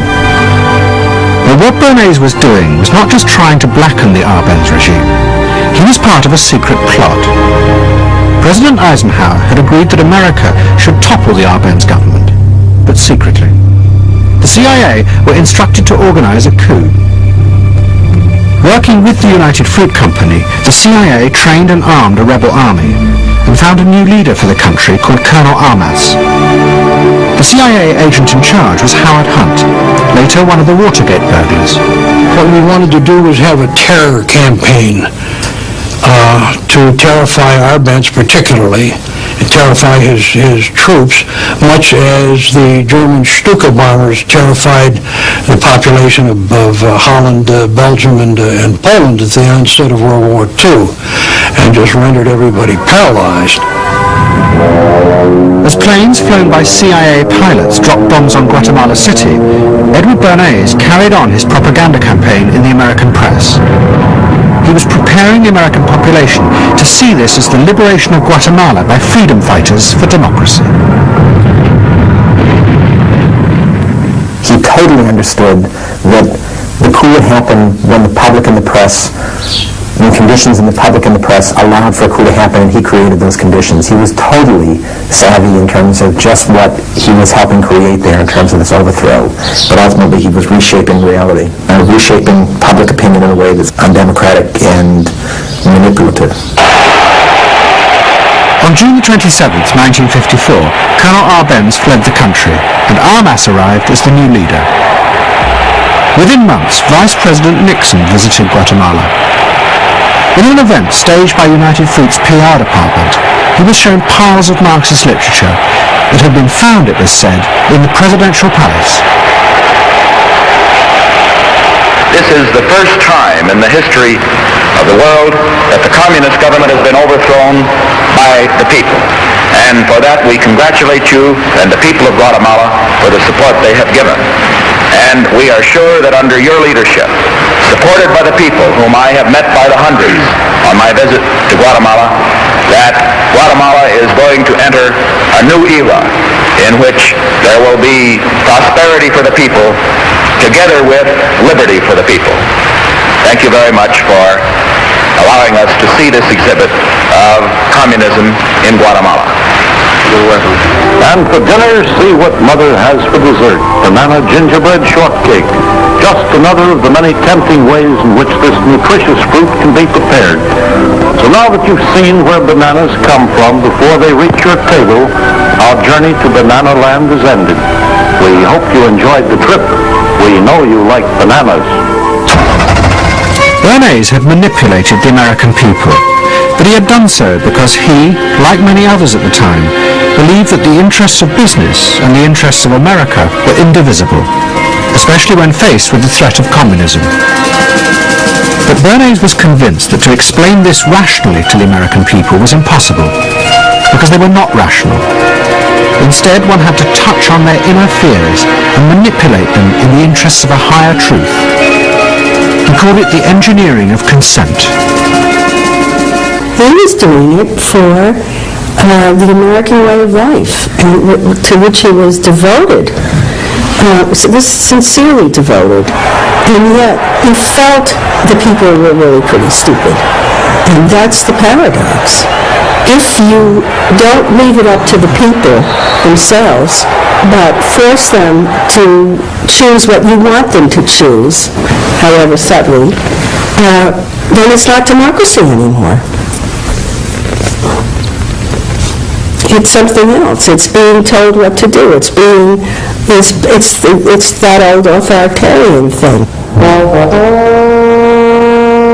But the idea that it was necessary to manipulate the inner feelings of the American population in the interests of fighting the Cold War now began to take root in Washington. Above all, in the CIA, who were going to take it much further.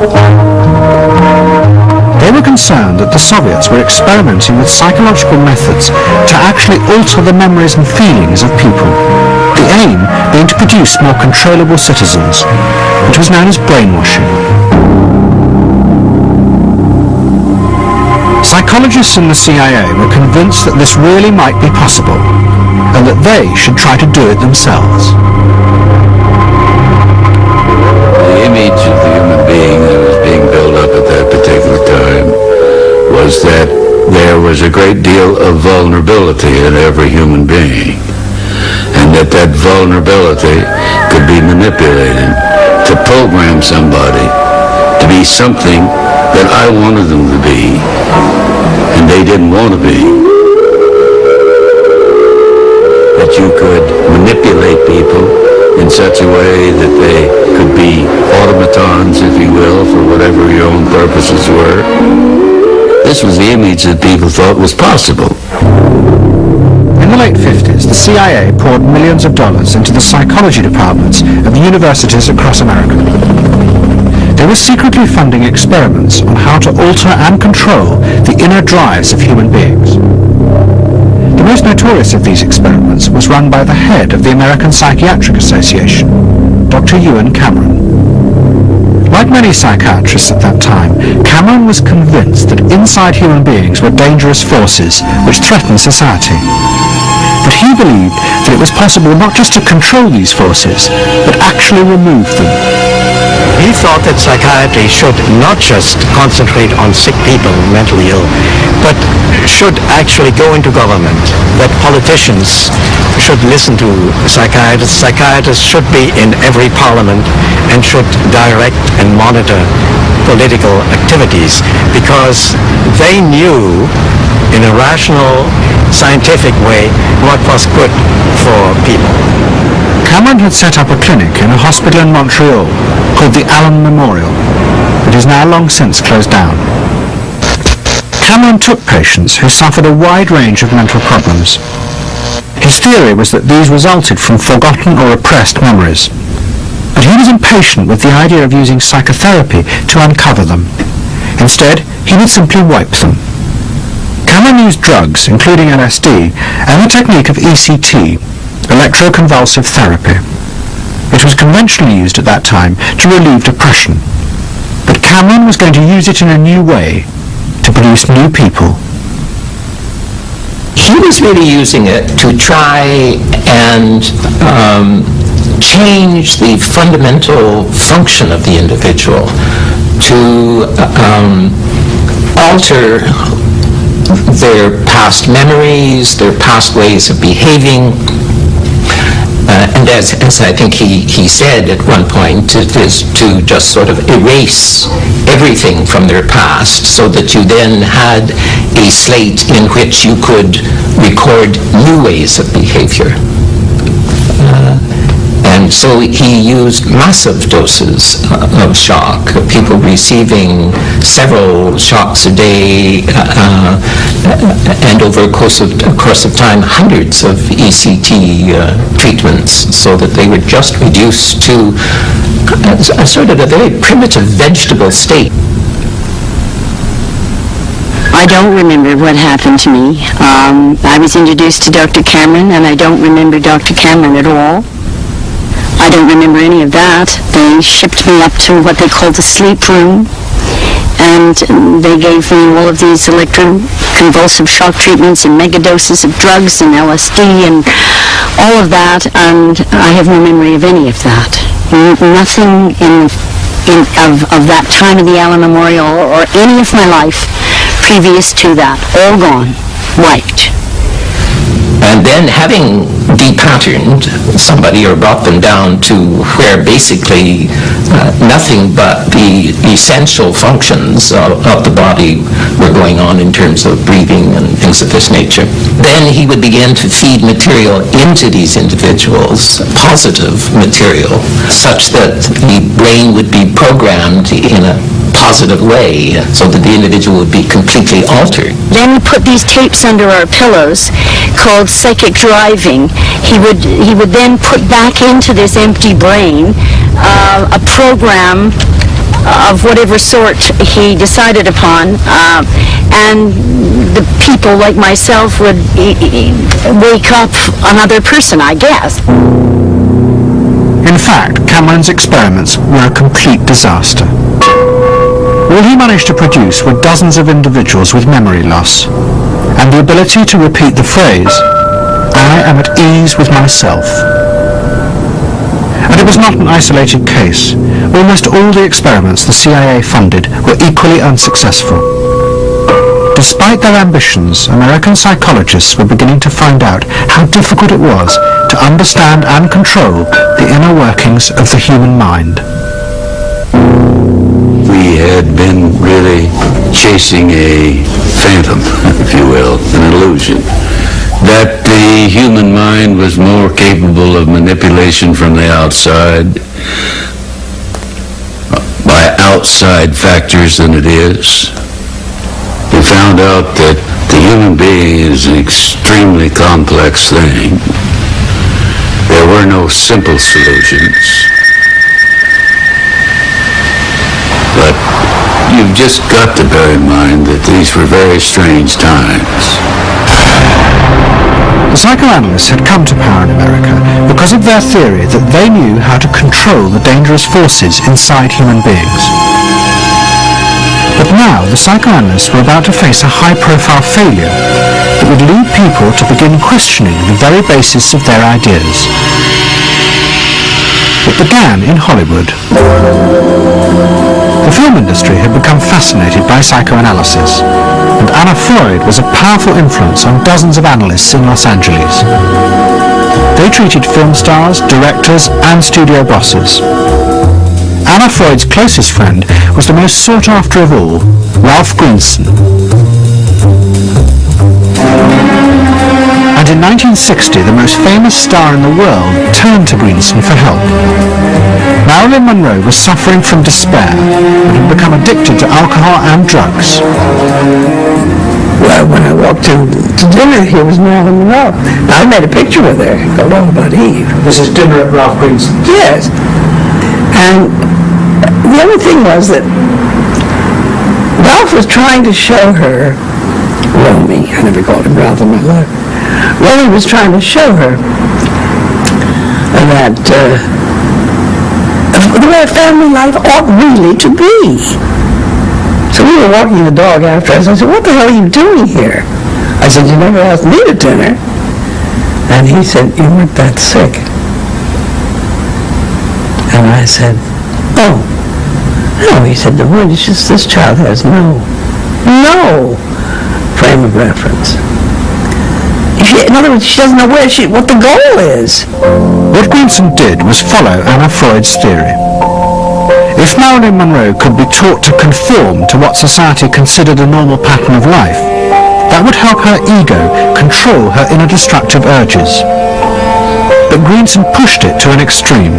He persuaded Monroe to move into a house nearby that was decorated like his own. He then took her into his own family life, and he, his wife, and his daughter played at being Monroe's own family. Greenson himself would become the model of conformity. And so this, someone whom she regarded as important and whom she idealized, if he turned out to be a very gratifying father figure, her ego would benefit from that. That was the theory. His wife and children, everyone was involved in. They were strengthening the person. They were strengthening the mind. They were strengthening the agent that controls inner life against adversity, against insufficiency, against too much frustration. So that Marilyn Monroe would no longer be a helpless person looking for love. She'd have enough love. But despite all his efforts, Greenson was unable to help Marilyn Monroe. On August 5th, 1962, she committed suicide in her house. The suicide shocked many in the analytic community, including Anna Freud. And high-profile figures in American life, who had previously been enthusiasts for psychoanalysis, now began to question why psychoanalysis had become so powerful in America. Was it really because it benefited individuals? Or had it in fact become a form of constraint in the interests of social order? The critics included Monroe's ex-husband, Arthur Miller. My argument with so much psychoanalysis is the preconception that suffering is a mistake. or a sign of weakness, or a sign even of illness, when in fact, possibly the greatest truths we know have come out of people's suffering. That the problem is not to undo suffering or to wipe it off the face of the earth, but to make it inform our lives, instead of trying to cure ourselves of it constantly and avoid it. And avoid anything but that lobotomized sense of what they call happiness.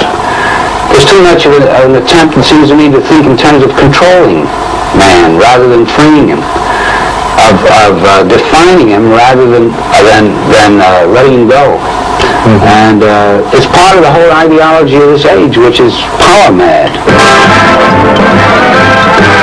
Hey, have you heard about the crazy new way to send a message today? It flashed on a screen too quick to see. But still you get it subliminally. At the same time, an onslaught was launched on the way psychoanalysis was being used by business to control people. The first blow came with a bestseller, The Hidden Persuaders, written by Vance Packard.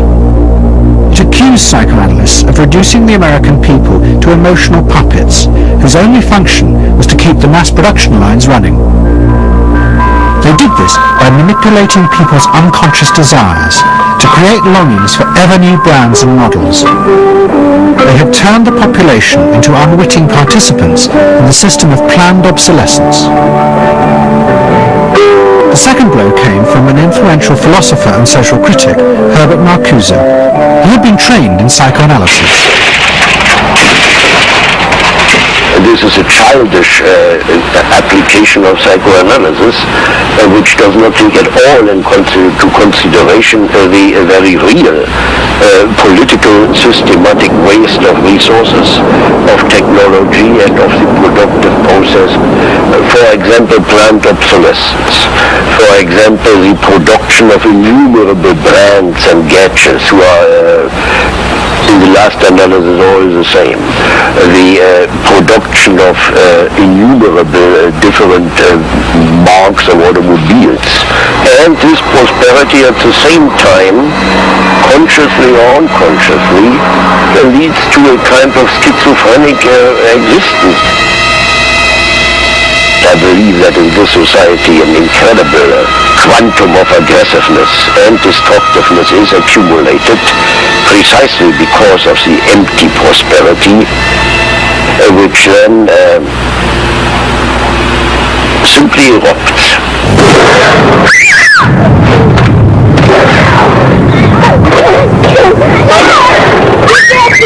Marcuse's argument was not simply that psychoanalysis had been used for corrupt purposes, it was more fundamental. Marcuse said that the very idea that you needed to control people was wrong. Human beings did have inner emotional drives, but they were not inherently violent or evil. It was society that made these drives dangerous by repressing and distorting them. Anna Freud and her followers had increased that repression by trying to make people conform to society. In so doing, they made people more dangerous, not less. Marcuse challenged that social world, and he said that's a world that should not be adapted to.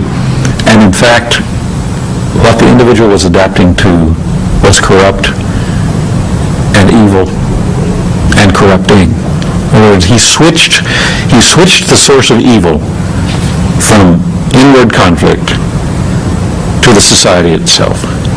That the sickness of society lay at the societal level, not at the sickness of human beings in it. And if people did not challenge that, then they were in fact submitting to evil. Modern psychology has a word that is probably used more than any other word in psychology. It is the word maladjusted. It is the ringing cry of modern child psychology, maladjusted. Now, of course, we all want to live the well-adjusted life in order to avoid neurotic and schizophrenic personalities. But as I move toward my conclusion, I would like to say to you today, in a very honest manner, that there are some things in our society and some things in our world for which I'm proud to be maladjusted. And And I called upon all men of goodwill to be maladjusted to these things until the good society is realized. I must honestly say to you that I never intend to adjust myself to racial segregation and discrimination. I never intend to adjust myself to religious bigotry. I never intend to adjust myself to economic conditions that will take necessities from the many to give luxuries to the few and leave millions of God's children smothering in an airtight cage of poverty in the midst of an affluent society. The political influence of the Freudian psychoanalysts was over. Instead, they were now accused of having helped to create a repressive form of social control. Anna Freud and Dorothy Burlingham lived on in Sigmund Freud's old house in London. In 1970, Dorothy's son Bob died of alcoholism. And in 1973, his sister Mabby returned for yet more analysis with Anna Freud. She went back for more analysis. She was living in 20 Marysville Gardens in the Freud house, as I guess she did when she wasn't with her husband, and she committed suicide. She took an overdose of sleeping pills. In Freud's own house? In Freud's own house, right.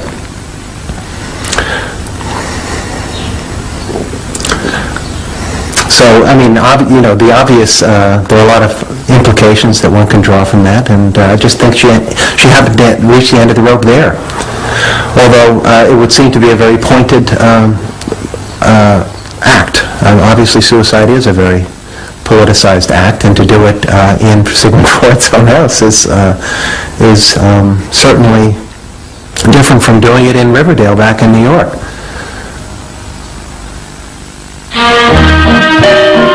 Next week's episode will tell the story of the rise to power of the enemies of the Freud family.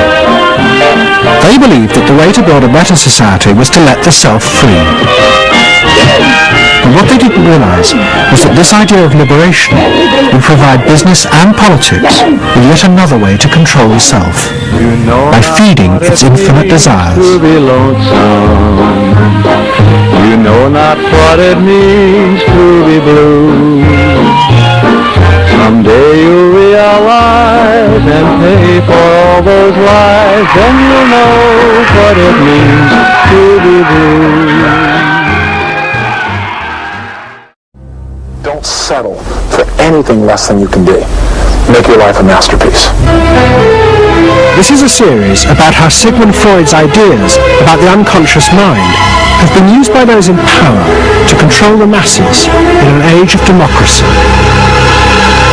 Last week's episode showed how Freud's ideas spread throughout America in the 1950s. They were promoted by his daughter Anna and by Freud's nephew Edward Bernays, who invented public relations. He brought Freud's theories into the heart of advertising and marketing. A man like you, with a car like this. What they both believed was that underneath all human beings was a hidden, irrational self, which needed to be controlled, both for the good of individuals and the stability of society. But the Freuds were about to be toppled from power by opponents who said they were wrong about human nature. The inner self did not need to be repressed and controlled. It should be encouraged to express itself.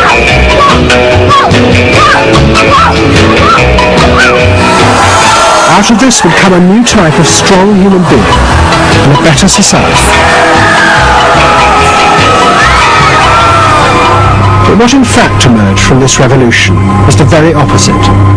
An isolated, vulnerable, and above all greedy self, far more open to manipulation by both business and politics than anything that had gone before. Those in power would now control the self, not by repressing it, but by feeding its infinite desires.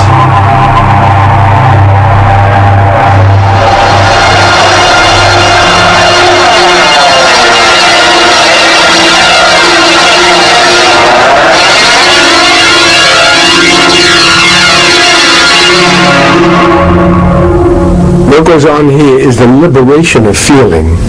In other words, feelings, not just memories, that have been suppressed. For example, screaming, crying, anger. You get a person who's really angry, and they're going to let it out. No! I could kill you. I'm an old man. Listen, I can't get all the strength into this that young people would get if they had those feelings. That wasn't bad. In the 1950s, a small group of renegade psychoanalysts began a new form of therapy. They worked in small rooms in New York City and encouraged their patients to express their feelings openly. I want help. I do. It was a direct attack on the ideas of the Freudian psychoanalysts, who had become rich and powerful, teaching Americans how to control their feelings. In Freud's work, you see, they were afraid of the feelings. They believed that what they wanted was contained people, very proper, doing the right thing and living a proper life. That's what they wanted. And not an intense emotional life. Freud wasn't emotional himself. I mean, he's an intellect, Freud. I was an intellect too, I know, but I'm also more than that now. The leader of this group was a man hated by Freud and his family. He was called Wilhelm Reich. Reich lived an isolated life in a house he had built for himself in remote mountains near the Canadian border. Reich originally had been a devoted disciple of Freud's in Vienna in the 1920s. But he had challenged Freud over the fundamental basis of psychoanalysis. Freud argued that at heart, human beings were still driven by primitive animal instincts. The job of society was to repress and control these dangerous forces. Reich believed the complete opposite. The unconscious forces inside the human mind, he said, were good. It was their repression by society that distorted them. That was what made people dangerous. Reich and Freud had two fundamentally different views about what was essential human nature. At its core, Freud saw an uncontrolled, violent, warlike, raging inferno of emotions. Reich said these things are not the way human beings are originally destined to be. They're the result of not permitting the original impulse to express itself. The underlying natural impulse, Reich argued, was the libido, sexual energy. If this were released, then human beings would flourish. But this idea brought him into direct conflict not only with Sigmund Freud, but Freud's daughter Anna, who believed that the sexual forces in humans were dangerous if not controlled. My father thought that you should liberate the libido and have freedom, and he developed the theory rather early that neurosis were due to lack of good orgasm, or any orgasm. And that was, Anna Freud, was a virgin. I mean, this is very important because she never had a sexual relation with a man. And here was this man preaching that the way to health was through orgasm. And here was this woman who had been analyzed by her father because she was masturbating.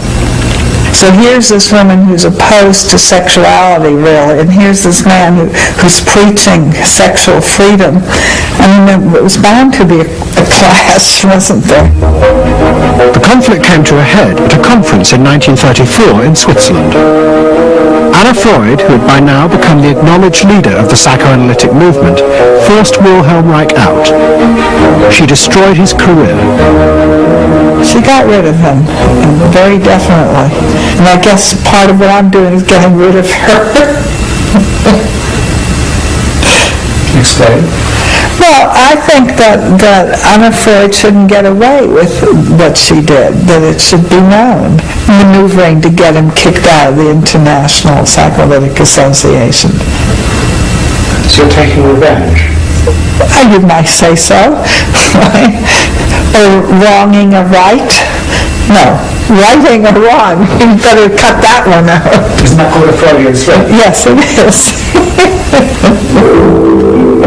Reich fled to the United States and built his home and a laboratory. His ideas became grandiose to the point of madness. He was convinced that he had discovered the source of libidinal energy. He called it orgone energy, and Reich built a giant gun, which he said could capture this energy from the atmosphere and concentrate it onto clouds to produce rain. He also said that the gun could be used to destroy UFOs, which threatened the future of the world. In 1956, Reich was arrested by the federal authorities for selling a device that he said used orgone energy to cure cancer. Reich was treated as a madman. He was imprisoned, and all his books and papers burnt in the order of the court. A year later, Reich died in prison. To the Freudians, it seemed as if their main threat had been removed forever. But they were wrong. What the Freudians didn't realize was that their influence in American society was also about to be challenged, and in a way that would lead not only to their decline, but to the dramatic resurgence of Reich's ideas in America and throughout the capitalist world.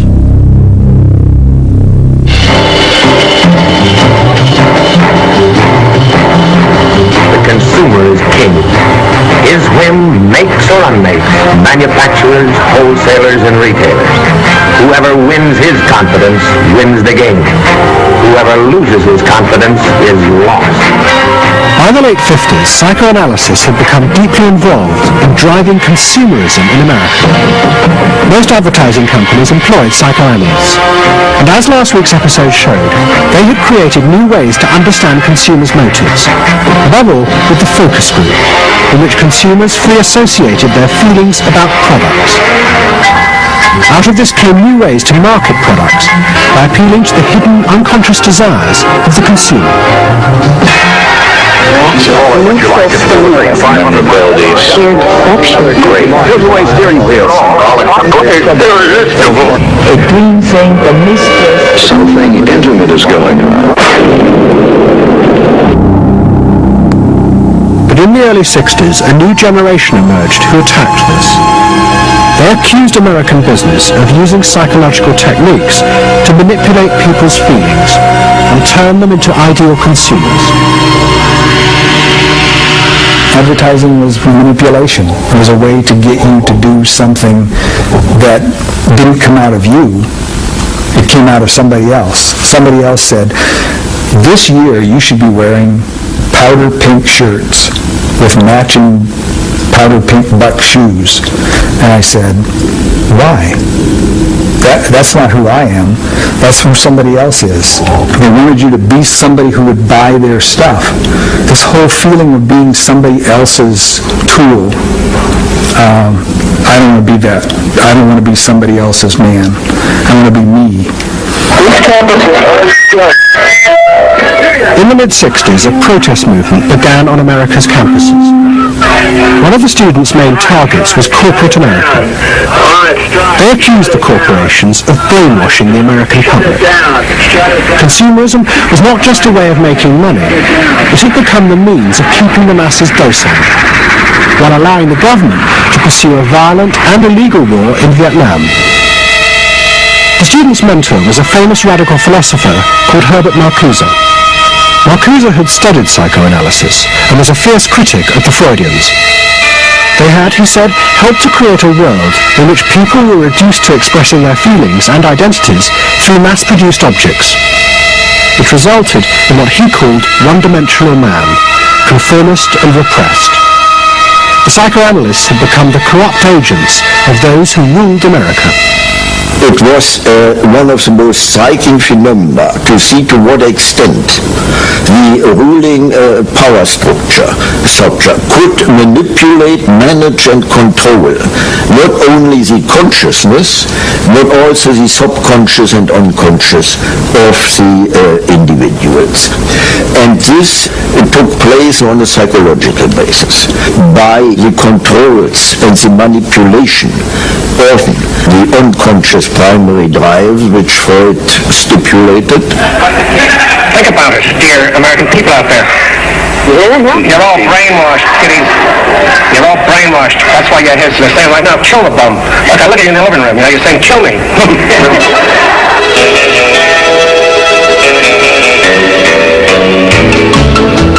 Following the logic of Marcuse's argument, the New Student Left set out to attack this system of social control, which was summed up in the slogan, "There is a policeman inside all our heads, he must be destroyed."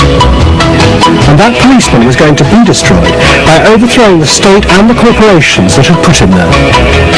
One group, the Weathermen, began a series of bomb attacks on companies that they said both controlled people's minds through consumer products and made the weapons being used in Vietnam. There's no way to be committed to nonviolence in the middle of the most violent society that history's ever created. I'm not committed to nonviolence in any way. We want to live a life that isn't based on materialistic values, and yet the whole system of government and the economy of America is based on profit, on personal greed and selfishness. So that in order to be human, in order to love each other and be equal with each other and not place each other in roles, we have to destroy the kind of government that keeps us from asserting our positive values of life. But the American state fought back violently. At the Democratic Convention in Chicago in 1968, the police and the National Guard were unleashed to attack thousands of demonstrators. It was the start of a phase of ruthless repression of the New Left in America. It culminated in the killing of 4 students at Kent State University 18 months later. In the face of this, the left began to fall apart. We had met the force of the state. It was much bigger and stronger and more powerful than we realized. And at that point, what seemed to happen was that there was a change in tactics. Confronted by this violent repression, many in the New Left began to turn to a new idea. If it was impossible to get the policeman out of one's head by overthrowing the state, instead one should find a way of getting inside one's own mind and removing the controls implanted there by the state and the corporations. Out of this would come a new self, and thus a new society.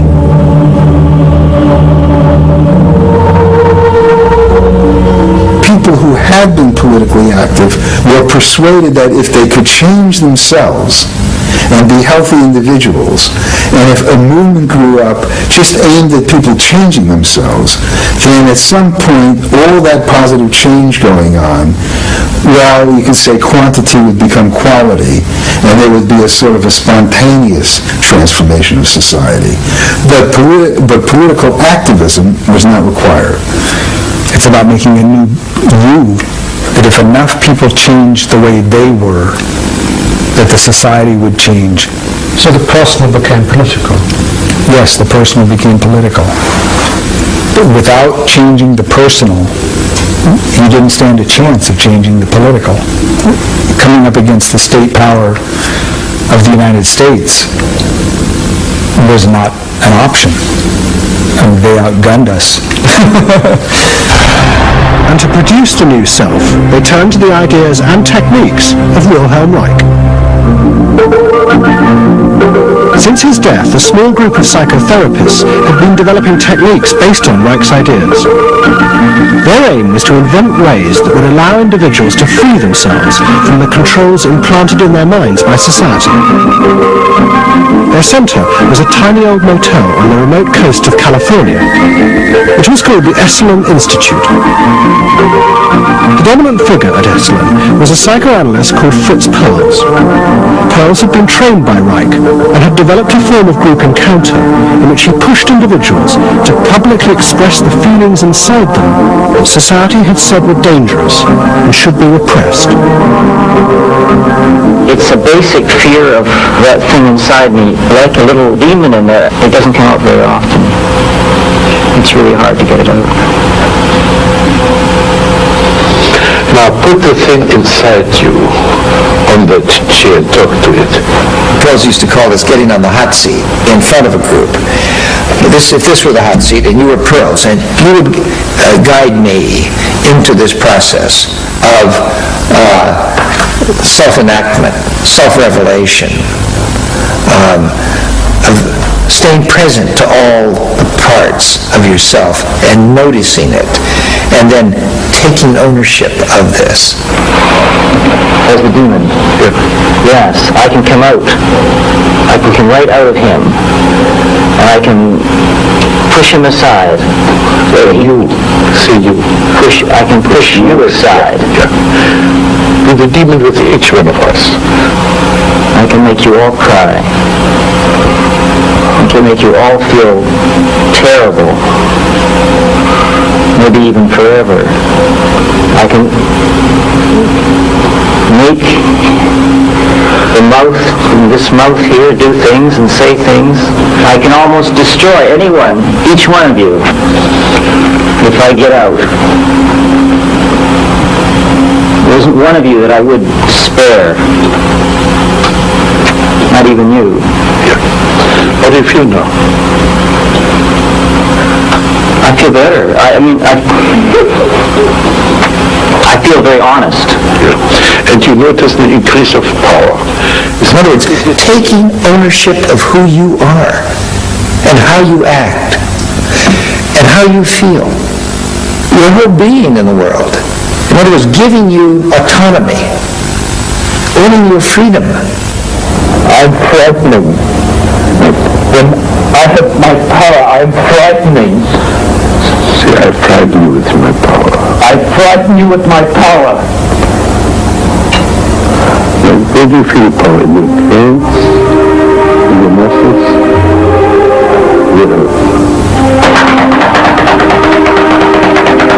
Wake up!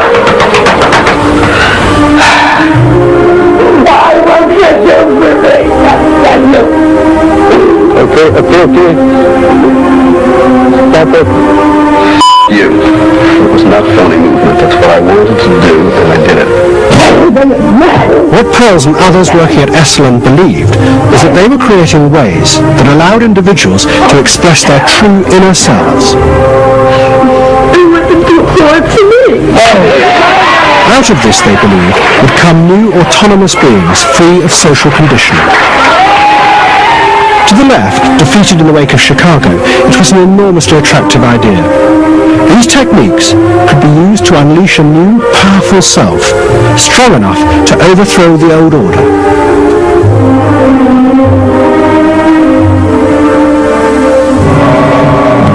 In the late 60s and early 70s, thousands flocked to Esalen. Only a few years before, it had been an obscure fringe institute. Now it became the centre of a national movement for personal transformation, the Human Potential Movement. So it became magnetic.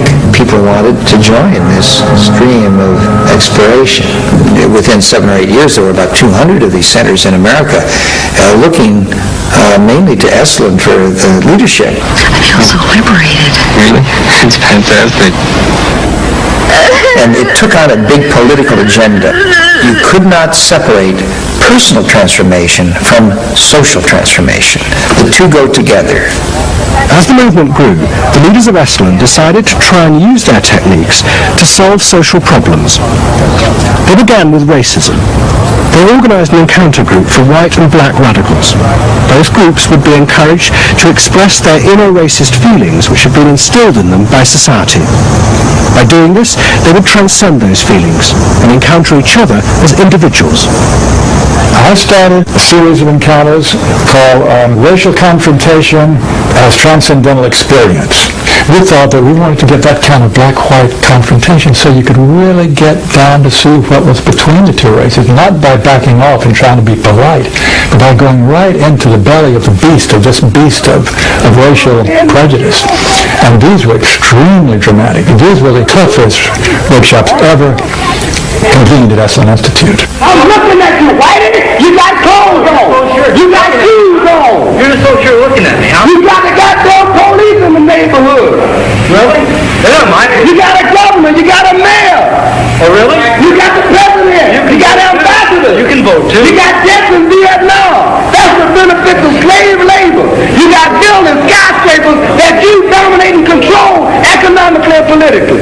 tell me that it's not yours?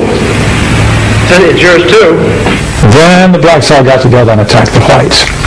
And they just let us have it. What they call was peeping somebody. Peeping somebody means peeping into their secrets, into their funniness, and so forth. Like the white liberal. Oh, they really got onto the white liberal, you know.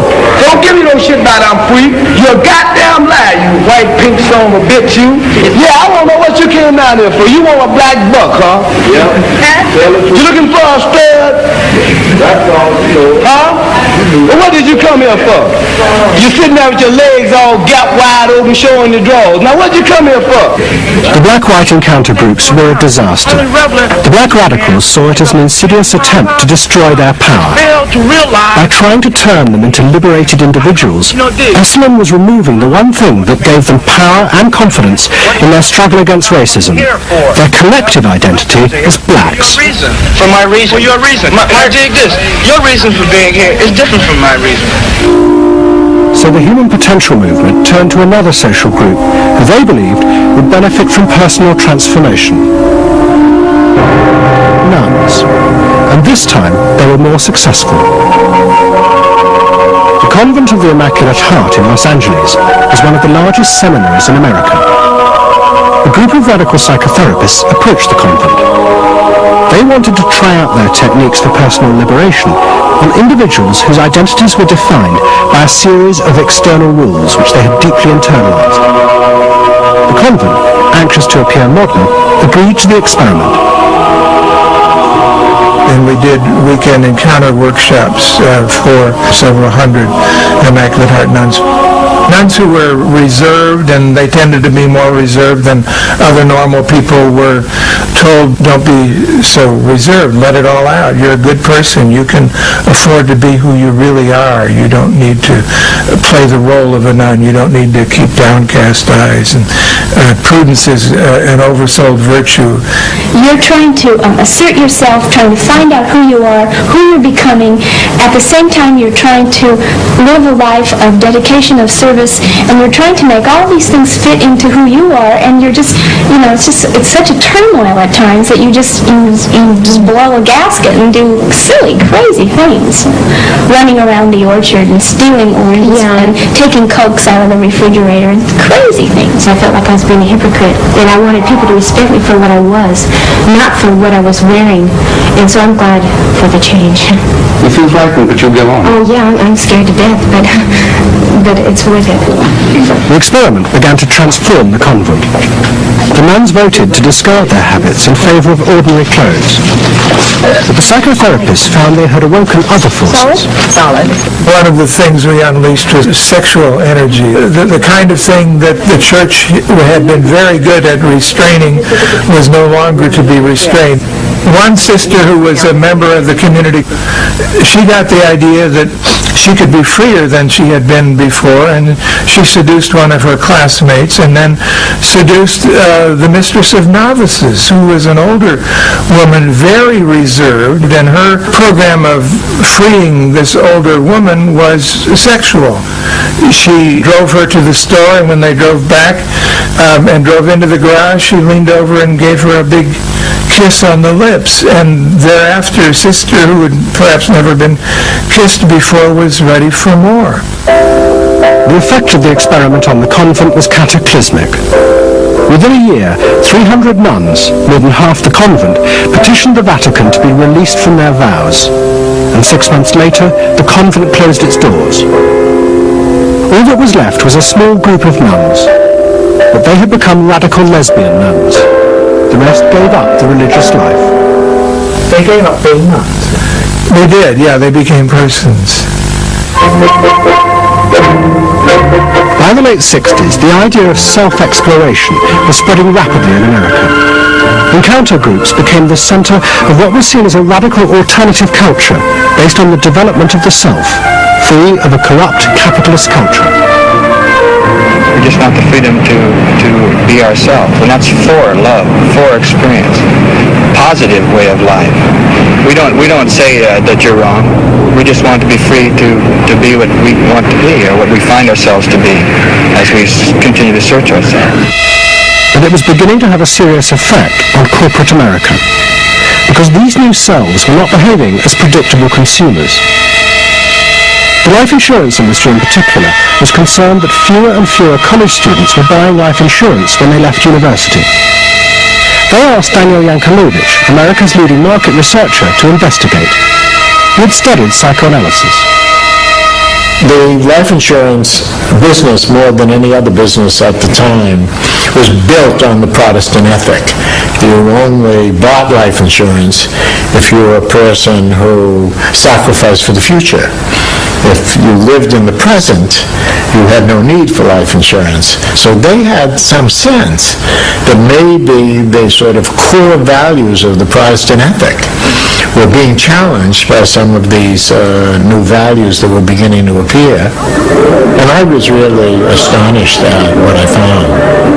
The conventional interpretation, the dominant interpretation, was that it had to do with political radicalism. But, you know, it was clear to us that that was a mask, a cover. The core of it had to do with self-expressiveness.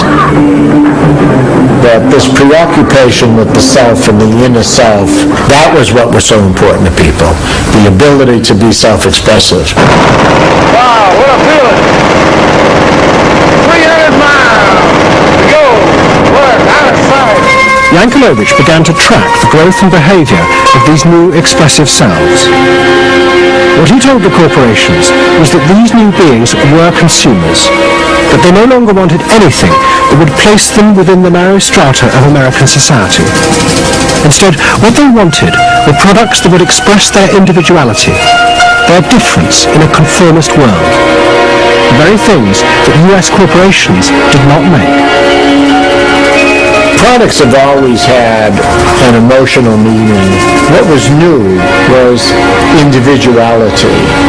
The idea that this product expresses me, and whether it was a small European car, the particular music system,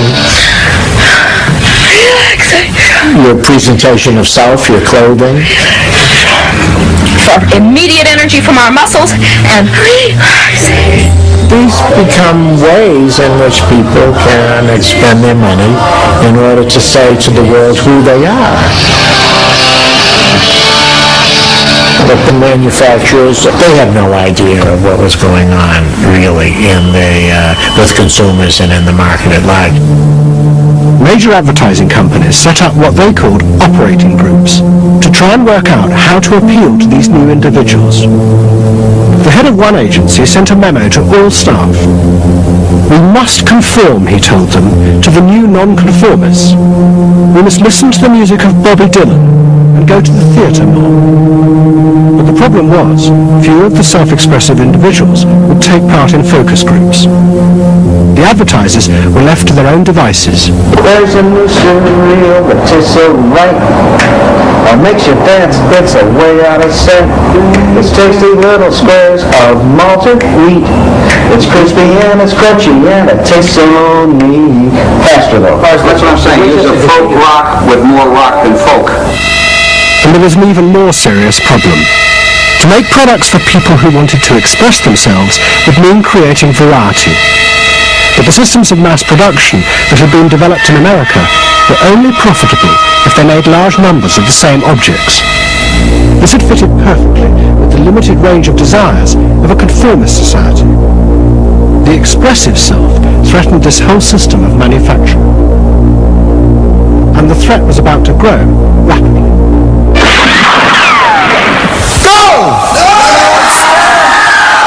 Because an entrepreneur had invented a way of mass-producing this new independent self.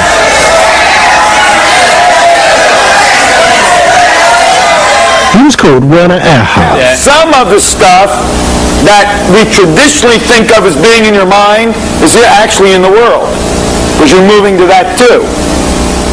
Erhard had invented a system called EST, Erhard Seminar Training. Hundreds of people came for weekend sessions to be taught how to be themselves. And EST was soon copied by other groups, like exegesis in Britain.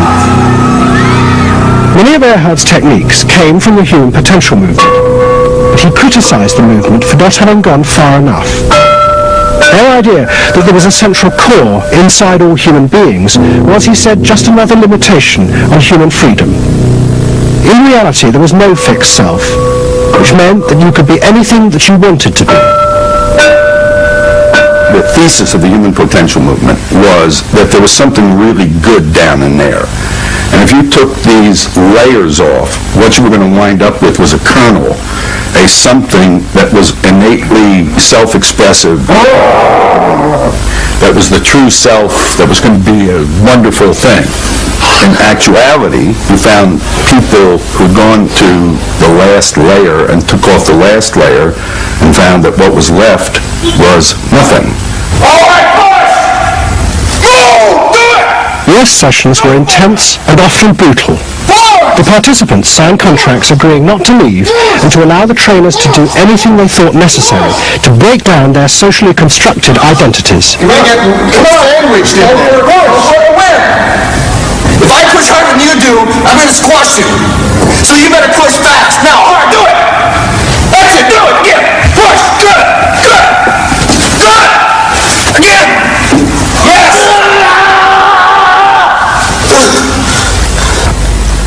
The real point to the S training was to go down through layer after layer after layer after layer until you got to the last layer and peeled it off, where the recognition was that it's really all meaningless and empty.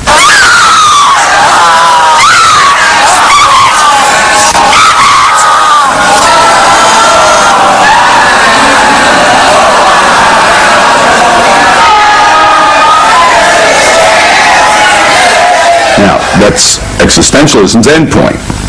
S went a step further in that people began to recognize that it was not only meaningless and empty, but it was empty and meaningless that it was empty and meaningless. And in that, there's an enormous freedom.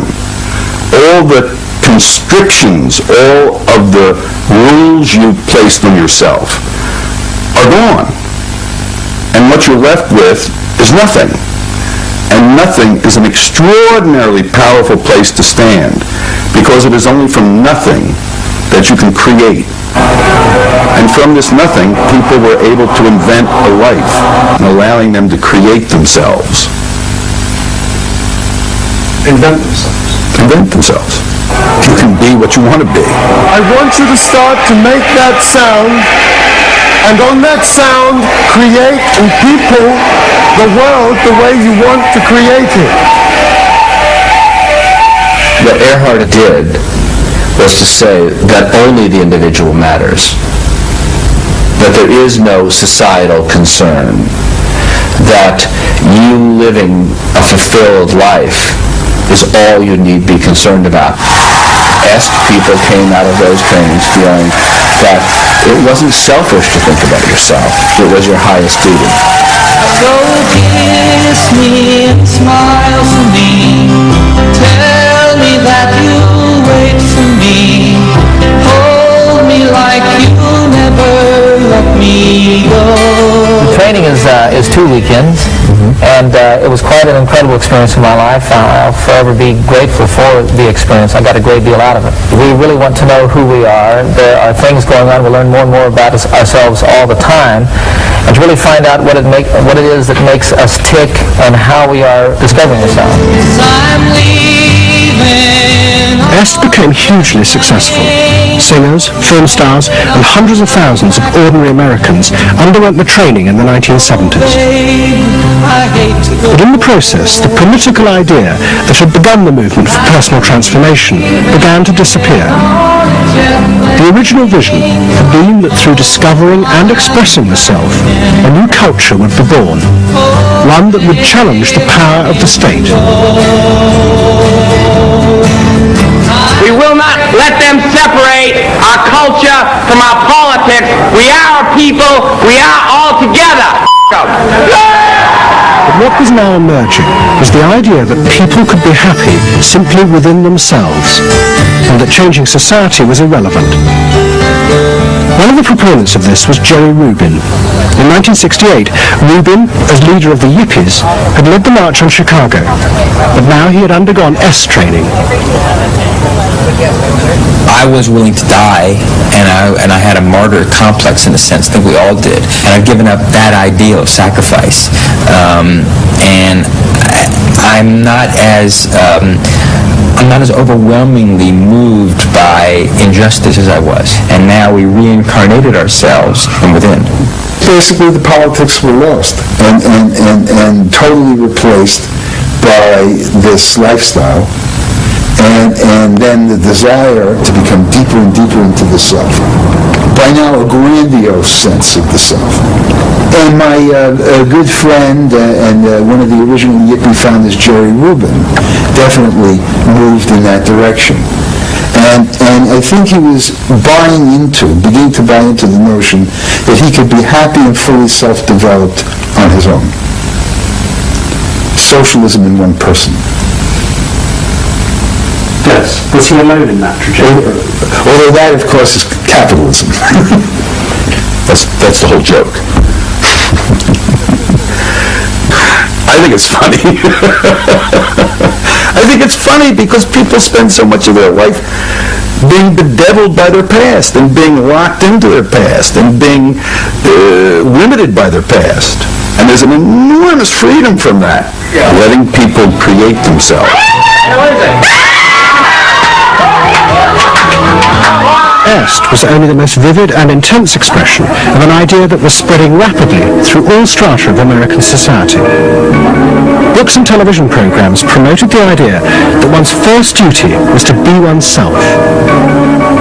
And those monitoring this shift were astonished at the speed with which the idea was spreading. In 1970, it was a small percentage of the total population, maybe 3 to 5%. By 1980, it had spread to the vast majority of the public, up to 80%. You asked the question, how do you get self-actualized? You take this day and you say, when I shave every morning, I look in that mirror, I say to myself, I really say this, I say, nobody is going to ruin this day for you, Wayne Dyer. Nobody. That this preoccupation with the self and the inner self traveled and spread throughout the society in the 1970s. It helped me to stop living in the past and start building from today and using my experiences in a positive way to be a better person today and tomorrow. But then the problem comes, well, how do you be self-expressive? And it was at this point that American capitalism decided it was going to step in and help these new individuals to express themselves. And in the process, make a lot of money. The first thing they were going to do was to find a way of getting inside their heads, to discover what these new beings wanted in order to be themselves. This came not from Madison Avenue, but from one of the most powerful scientific research institutes in America. Stanford Research Institute in California worked for corporations and government. It had done much of the early work on computers, and was also working for the Department of Defense on what would become the Star Wars project. In 1978, a group of economists and psychologists at SRI decided to find a way to read, measure, and fulfill the desires of these new, unpredictable consumers. The idea was to create a rigorous tool for measuring a whole range of desires, wishes, values that prior to that time had been kind of overlooked. They say in business, what gets measured gets done.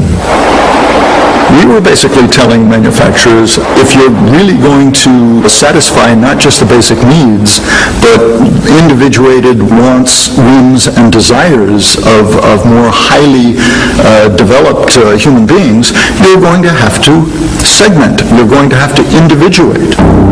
To do this, SRI turned for help to those who had begun the liberation of the self. In particular, one of the leaders of the human potential movement, a psychologist called Abraham Maslow.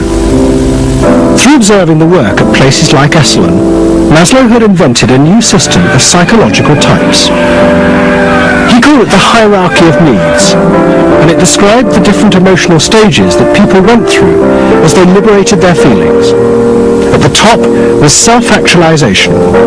This was the point at which individuals became completely self-directed and free of society.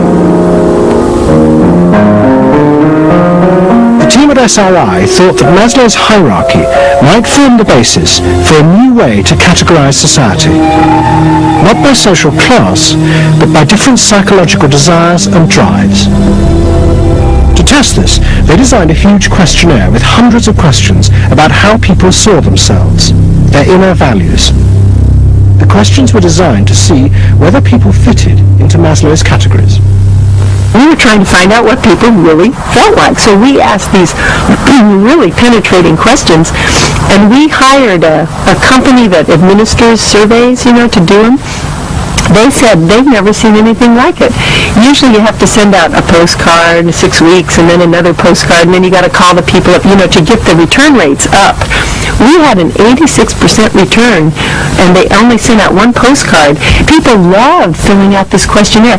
We got several questionnaires back with a note attached saying, do you have any other questionnaires I could fill out? Because we were asking people to think about things that they had never thought about before, and they liked thinking about them. Like what they felt inside? Yeah, like what they felt inside. What motivated them? What was their life about? What was important to them? It was sort of like, wow. The answers were then analyzed by computer. It revealed that there were underlying patterns in the way people felt about themselves, which fitted Maslow's categories. And at the top of the hierarchy were a large and growing group which cut across all social classes. The SRI team called them the inner directives. These were people who thought they were not defined by their place in society, but by the choices they made themselves. But what SRI discovered was that these people could be defined by the different patterns of behavior through which they chose to express themselves. Self-expression was not infinite. It fell into identifiable types. The SRI team invented a new term for it, lifestyles. They had managed to categorize the new individualism. They called their system Values and Lifestyles, VALS for short. At the forefront of this change are three new VALS groups we call inner directive. These are people for whom personal satisfaction is more important than status or money. They tend to be self-expressive, complex, and individualistic.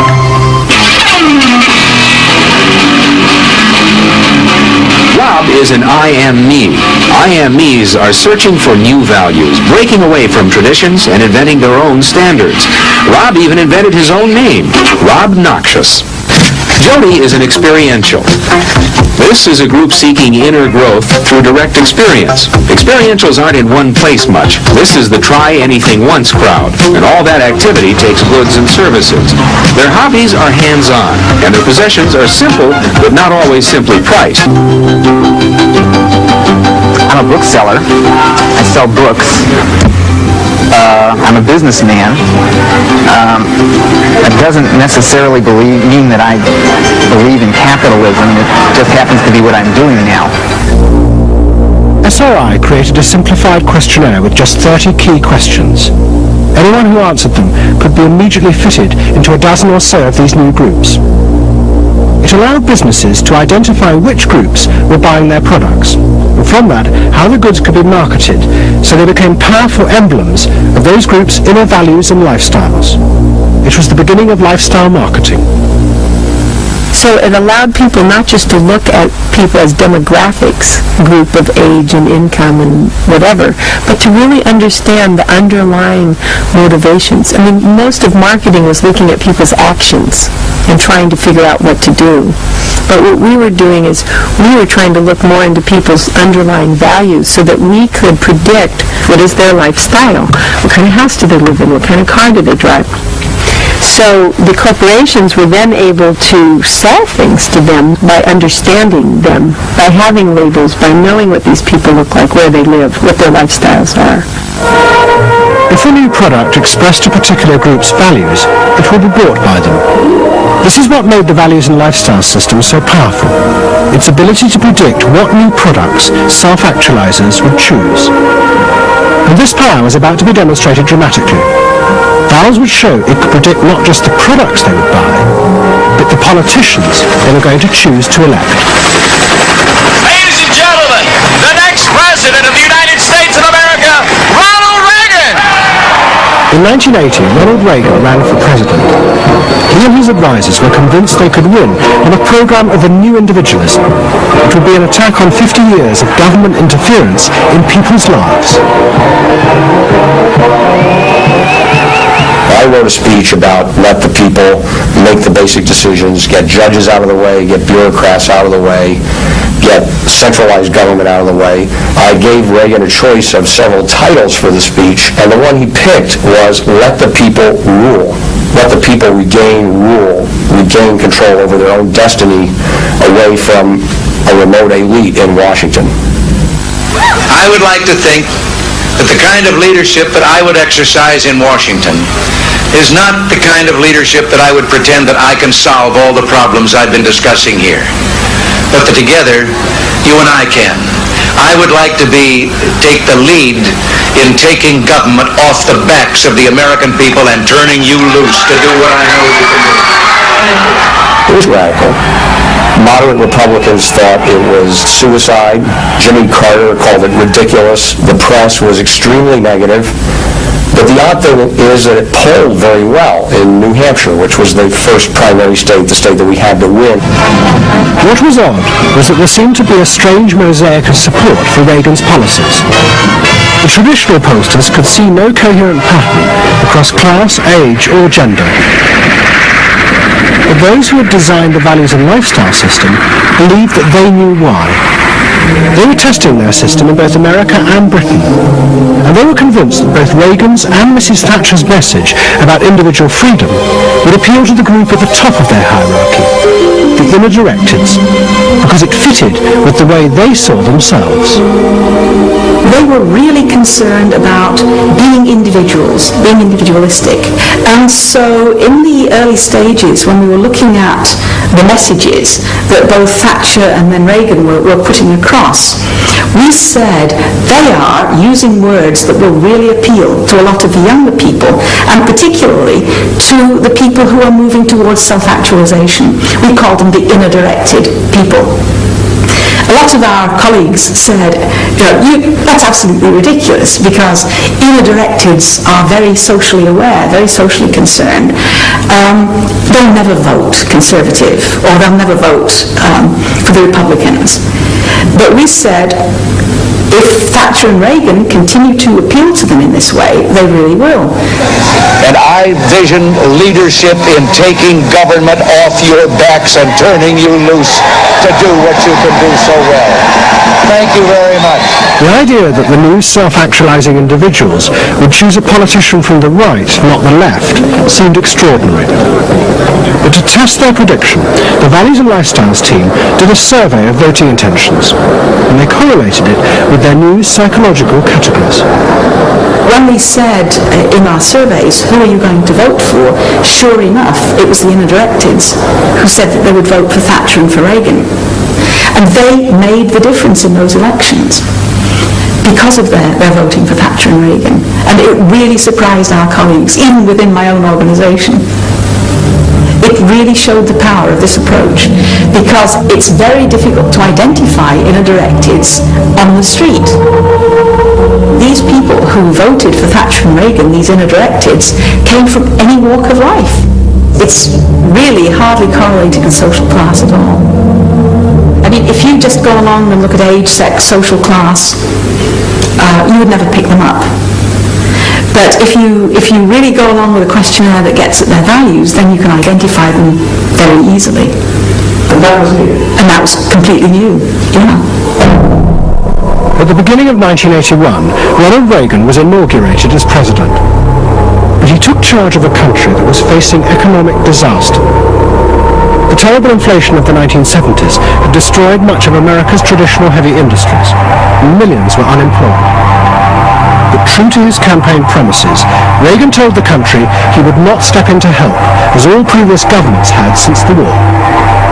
These United States are confronted with an economic affliction of great proportions. We suffer from the longest and one of the worst sustained inflations in our national history. Idle industries have cast workers into unemployment, human misery, and personal indignity. In this present crisis, government is not the solution to our problem.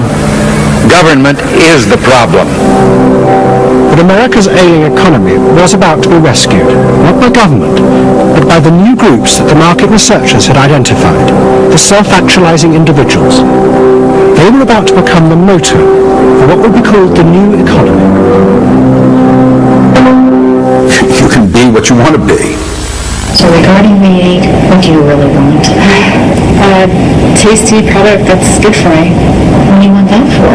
One technique is that we ask people the same question over and over and over again, and we say, what do you want? What do you really want? What do you want that for? And they start to talk about it, and they kind of get intimate with what's going on. What we're doing with that technique is unpeeling the onion. If you want to think of a person kind of having layers and layers and layers of protection and thoughts and behaviors and beliefs, we want to get to that center core. In the wake of the invention of values and lifestyles, a vast industry of psychological market research grew up. And the old technique of the focus group, invented by the Freudian psychoanalysts in the 50s, was used in a new and powerful way. The original aim of the focus group had been to find ways to entice people to buy a limited range of mass-produced goods. But now focus groups are used in a different way to explore the inner feelings of lifestyle groups, and out of that invent whole new ranges of products, which would allow those groups to express what they felt was their individuality.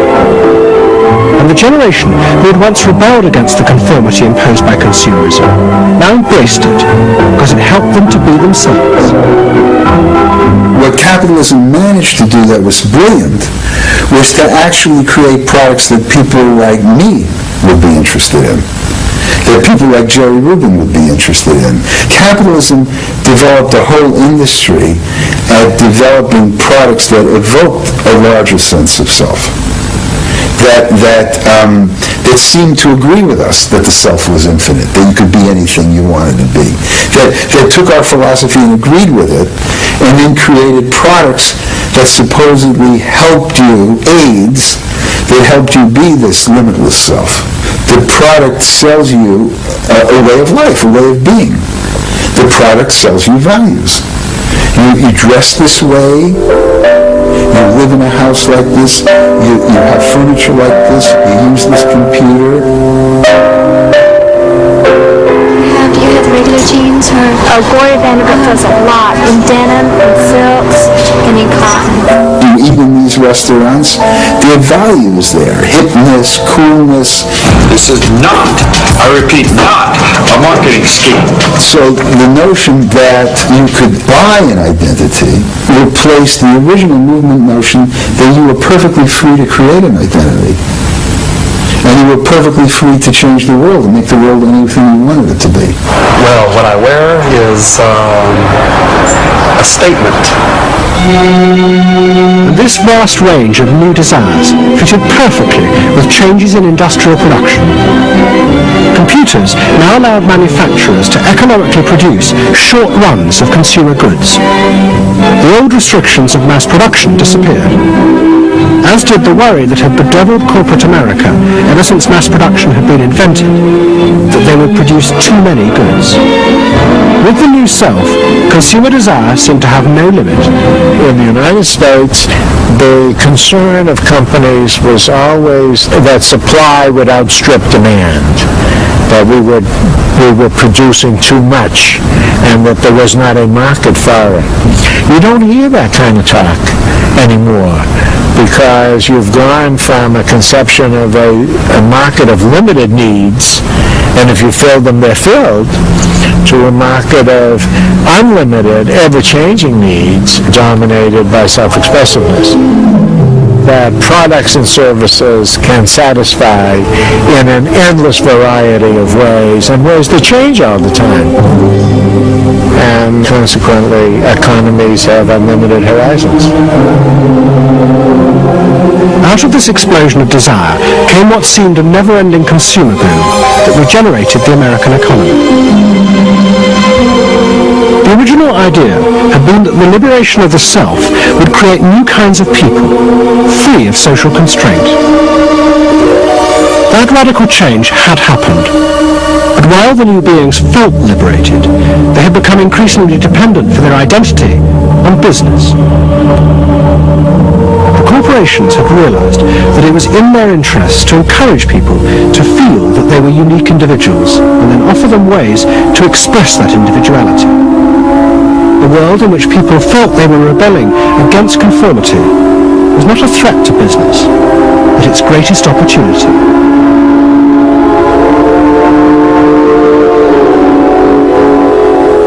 It was, in a sense, the triumph of the self. It was the triumph of a certain self-indulgence, a view that everything in the world and all moral judgment was appropriately viewed through the lens of personal satisfaction. Indeed, the ultimate ending point of that logic is that there is no society. There is only a bunch of individual people making individual choices to promote their own individual well-being.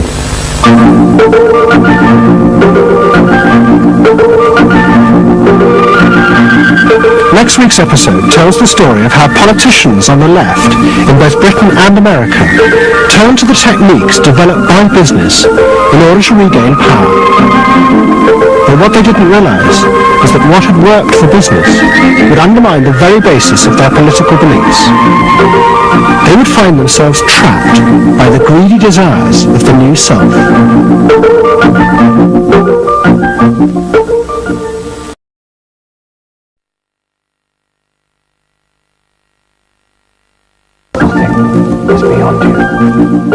This is the story of the rise of an idea that has come to dominate our society.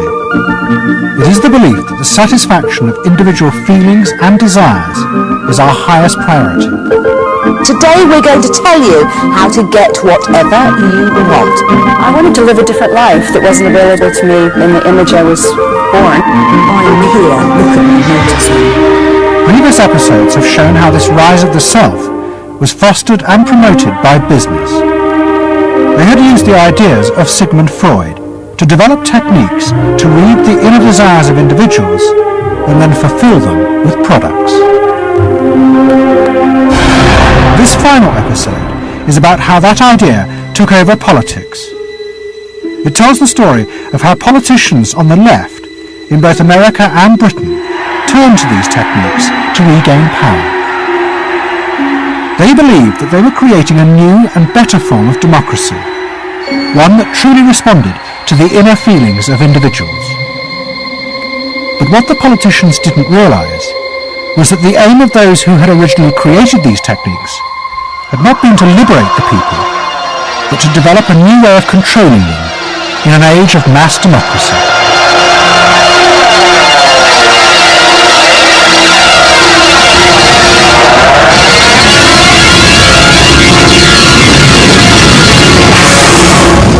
The roots of the story lie way back in the America of the 1920s with one man. He was called Edward Bernays, the nephew of Sigmund Freud. Bernays had been one of the inventors of the profession of public relations, and he was fascinated by his uncle's theory that human behavior was driven by unconscious sexual and aggressive drives. Many of Bernays' clients were large American corporations, and he was the first person to show them how they could sell many more products if they linked them through images and symbols to those unconscious desires that Freud had identified. The strategy he offered them was that people could now look at the goods that were emerging within this society and not merely view those goods as things that they needed in order to deal with some specific material want, but also as goods which would stroke and respond to deep emotional yearnings. You know, how this bar of soap or this bag of flour will make you a happier, more successful, more sexually appealing, less fearful person. Somebody to be admired rather than reviled. The powerful people in that world are those people who are capable of reading the public mind and giving the public what it wants in those terms. And Bernays was at the heart of it. Bernays was the guy who was the foremost articulator of the theories which were driving this new system. By the 1980s, Bernays' ideas had come of age. A vast industry had grown up in America, devoted to reading the inner desires of consumers. At its heart was the technique of the focus group. Previous episodes have shown how the focus group was invented by psychoanalysts employed by US corporations. The aim was to allow consumers to express their inner feelings and needs, just as patients did in psychoanalysis. The information was then used to promote and design new products that would fulfill those desires. And Edward Bernays, who was now nearly 100 years old, was celebrated as the founding father of this marketing world. Hi, Doctor. Good to see you. Come on up over here. There you go. Doctor, tell me again what the doctor is. What are we dealing with here? You're the father of public relations. What we're dealing with really is the concept that people will believe me more if you call me doctor. Oh, I see.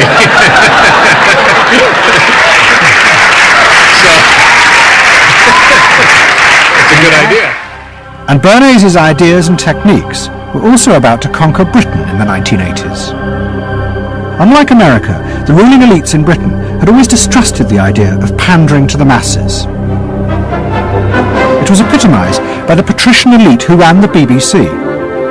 Even as late as the 60s, popular programmes were referred to as ground bait. Their real job was to lure the viewers into watching the more serious programmes the elite knew was good for them.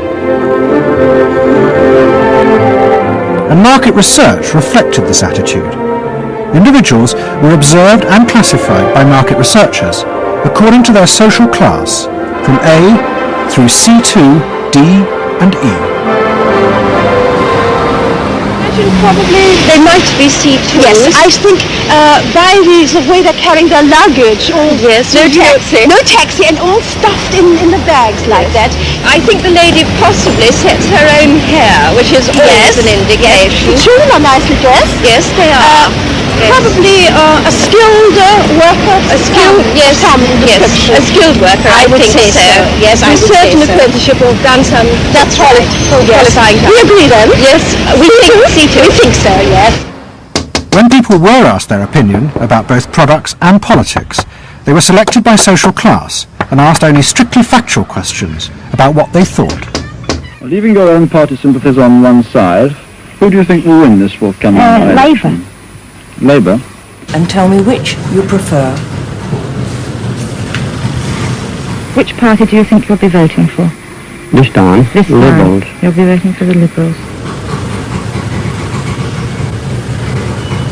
And who do you think will be second?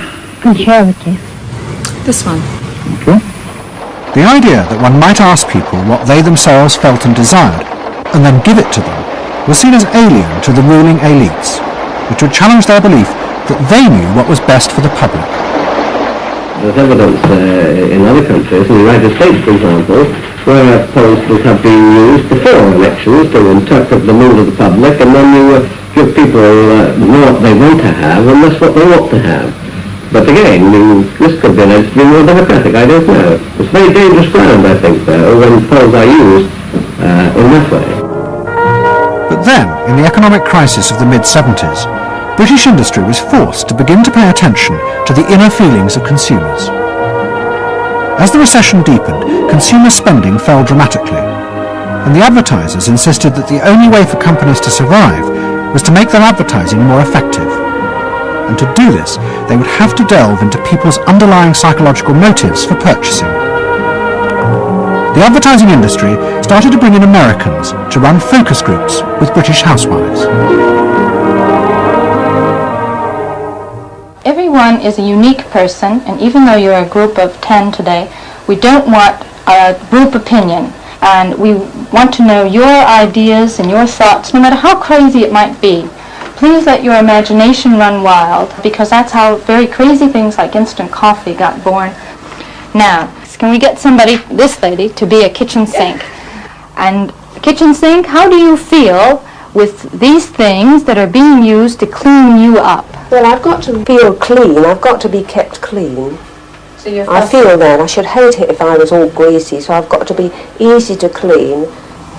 Okay, now the housewife, this lady, what would you use to clean your kitchen sink? A scouring powder. Of course, a cloth to apply the things on, and plenty of water. Now, how do you feel as you're doing this chore? Feel satisfied? Well satisfied when I have done it, yes. I'm doing my duty. I feel it's a job well done. The consumers were encouraged to play at being products, from household cleaners to car seat belts. The aim was not to talk rationally, but to act out and reveal their inner emotional relationship to products. Which firmly and unmistakably underlines.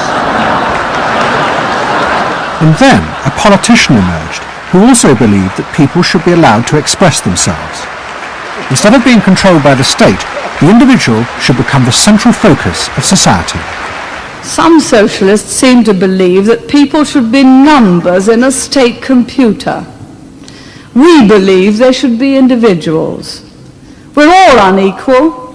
No one, thank heavens, is quite like anyone else, however much the socialists may pretend otherwise.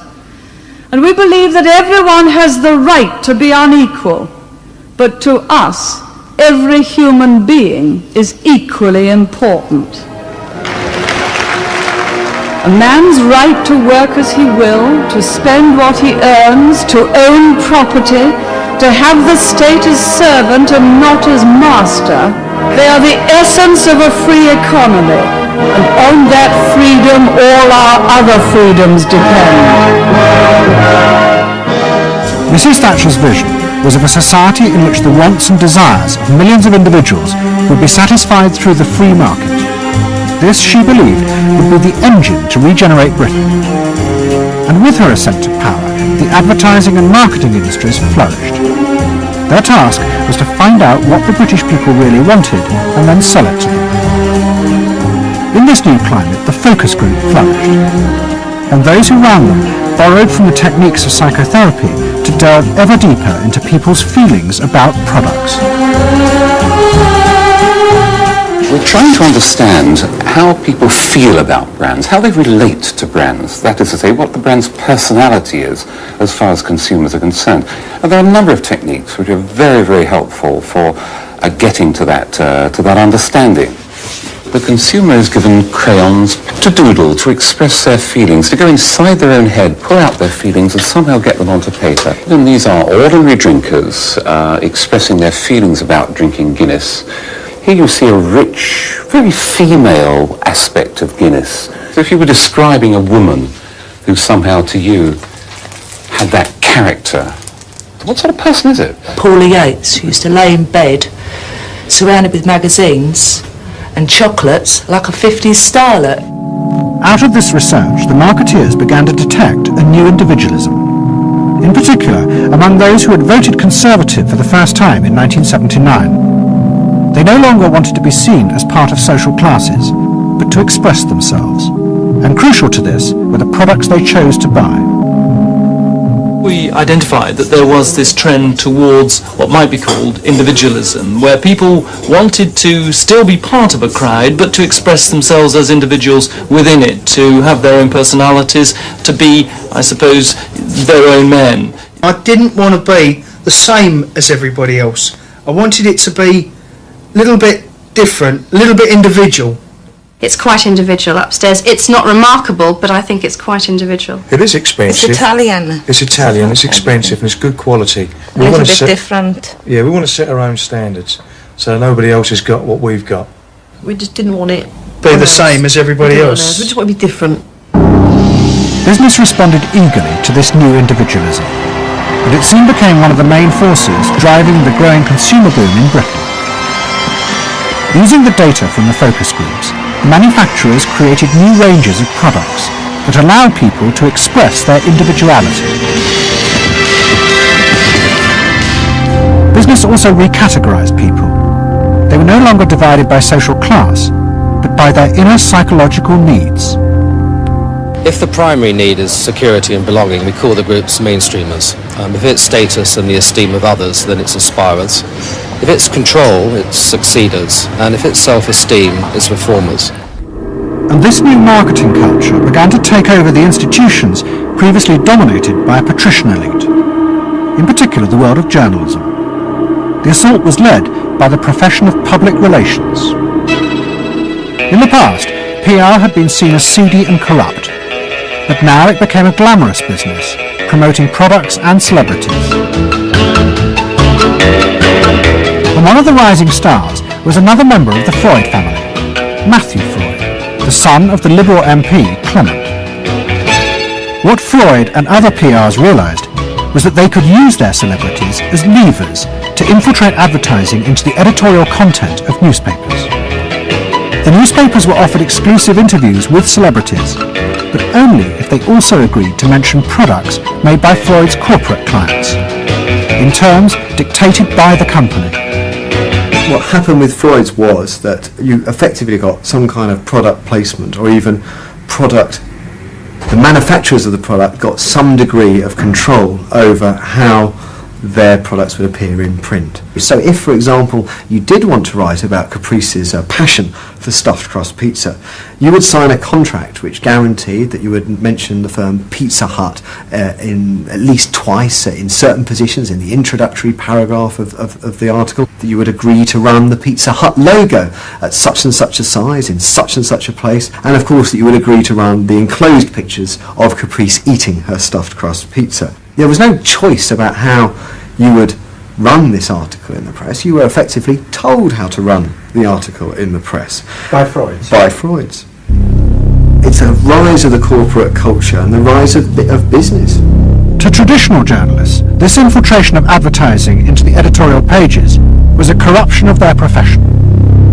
But to Mrs. Thatcher's allies, like Rupert Murdoch, who owned The Sun and The Times, it was part of a democratic revolution against an arrogant elite who had too long ignored the feelings of the masses. They hate to see someone communicating with the masses. They feel that newspapers, the written word is not for the masses.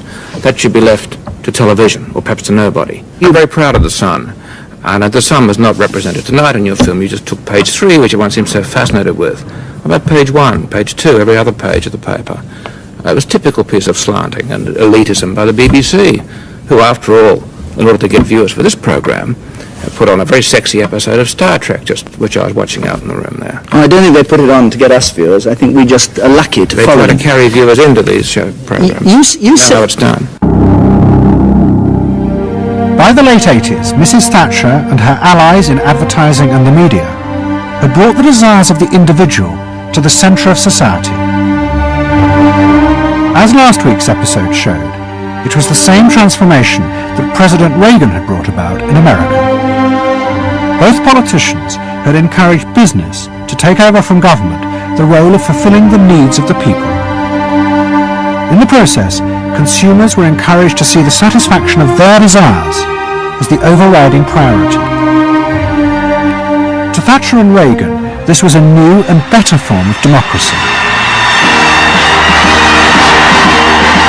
But to their opponents in the parties of the left, they had summoned up the most selfish and greedy aspects of human nature.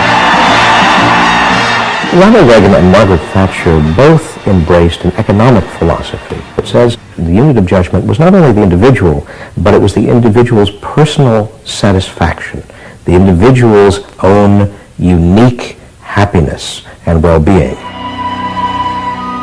It was, in a sense, the triumph of regarding individuals as purely emotional beings who have needs and wants and desires that need to be satisfied and can be satisfied unconsciously.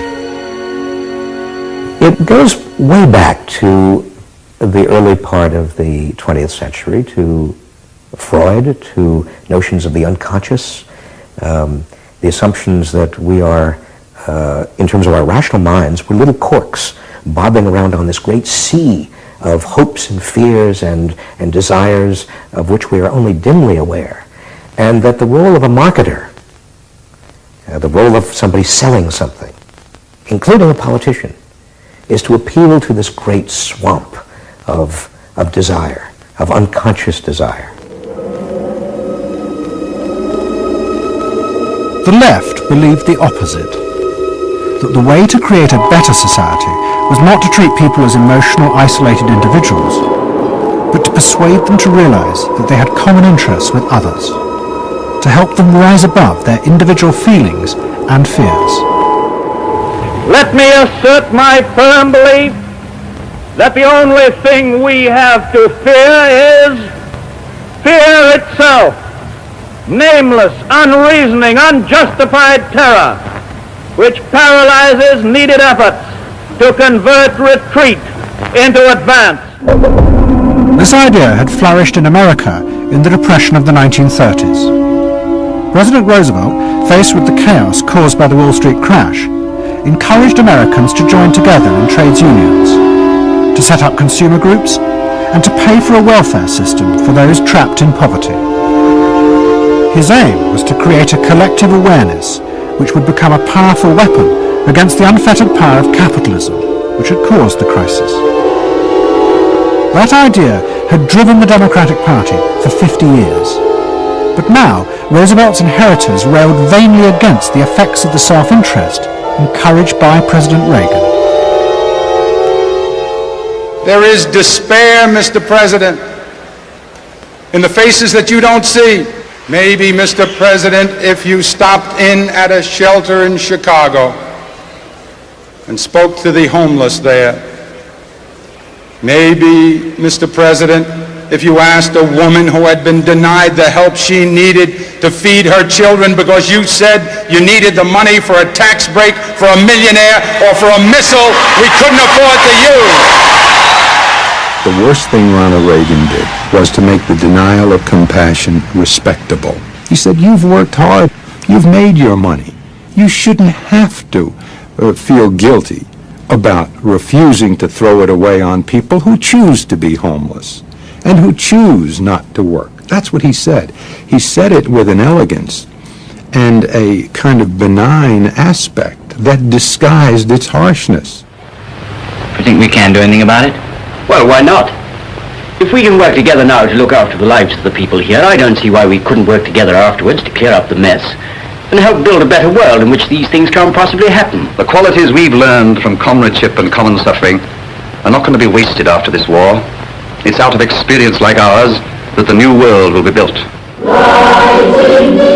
That same idea of marshalling the collective force of the masses to challenge the entrenched power of wealth and business had also led the Labour Party to power in Britain after the war.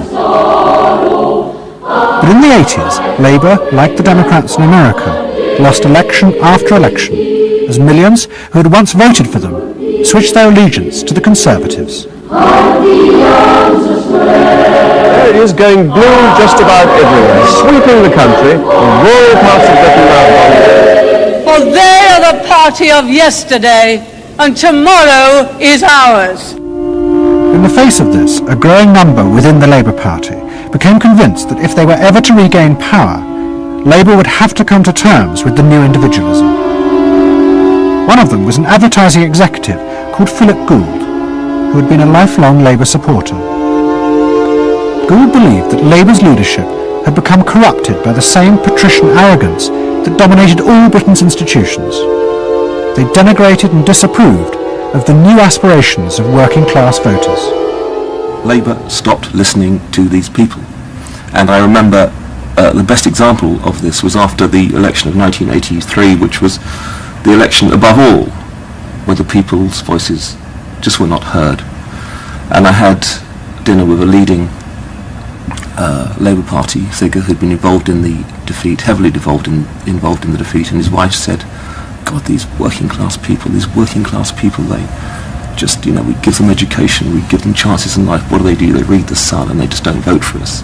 And there was such a gap between these people just trying to make lives for themselves, better lives for themselves, and the kind of elitism of the Labour Party that was just such a chasm that had to be filled. Gould became part of a small group of modernisers centred around Peter Mandelson. Their aim was to reconnect Labour with the lost voters. To do this, Gould turned to the technique he knew well from his work in advertising, the focus group. Gould commissioned focus groups in suburban areas across the country with small groups of voters who had switched to Mrs. Thatcher. People were encouraged not to talk rationally about policies, but to express their underlying feelings. And what Gould discovered was a fundamental shift in people's relationship to politics. They no longer saw themselves as part of any group, but as individuals who could demand things from politicians in return for paying taxes, just as business had taught them to do as consumers. And I found that people had become consumers. People now wanted to have, politics and life on their own terms. I mean, not just in politics, but in all aspects of life too.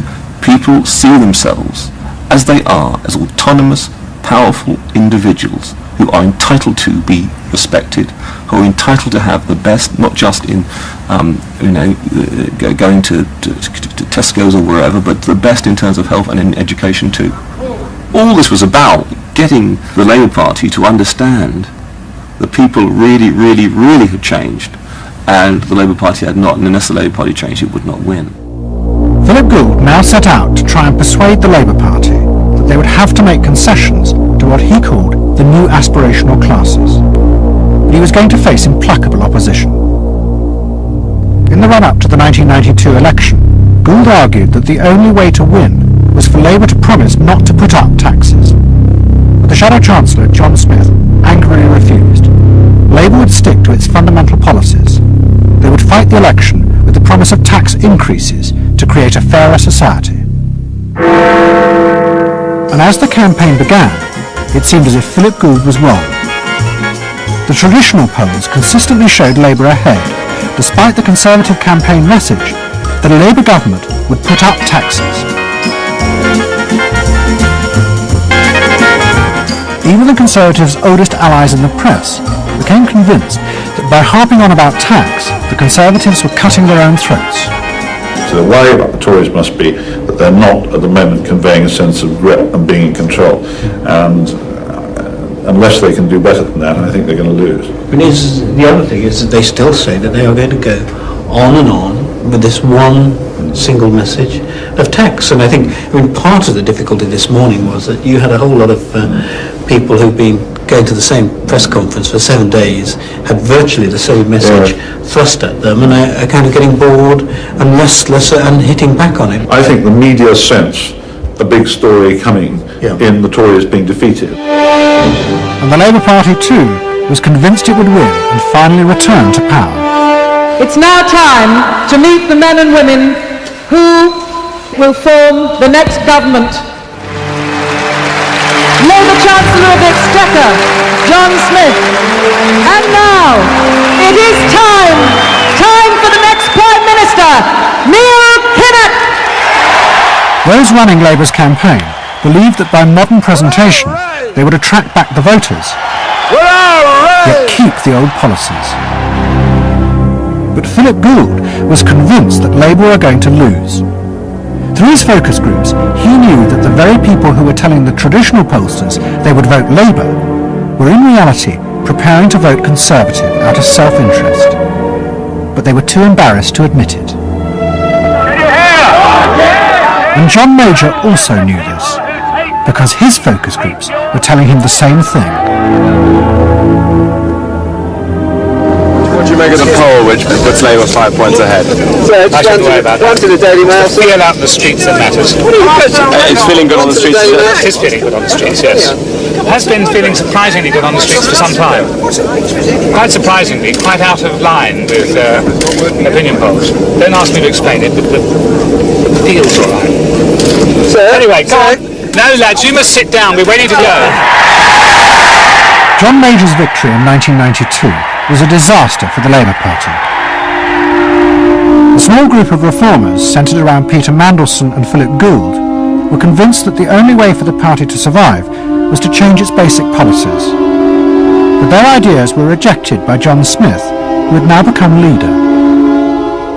Philip Gould left Britain to go to work for the campaign to elect Bill Clinton president in America. The 1992 election, during it and afterwards, people felt under great strain and really did feel demoralised and dejected. And then to go from this to the Clinton campaign, it was an extraordinary experience, because here suddenly I found articulated many of the ideas that I'd had but not fully myself been able to encapsulate or to articulate.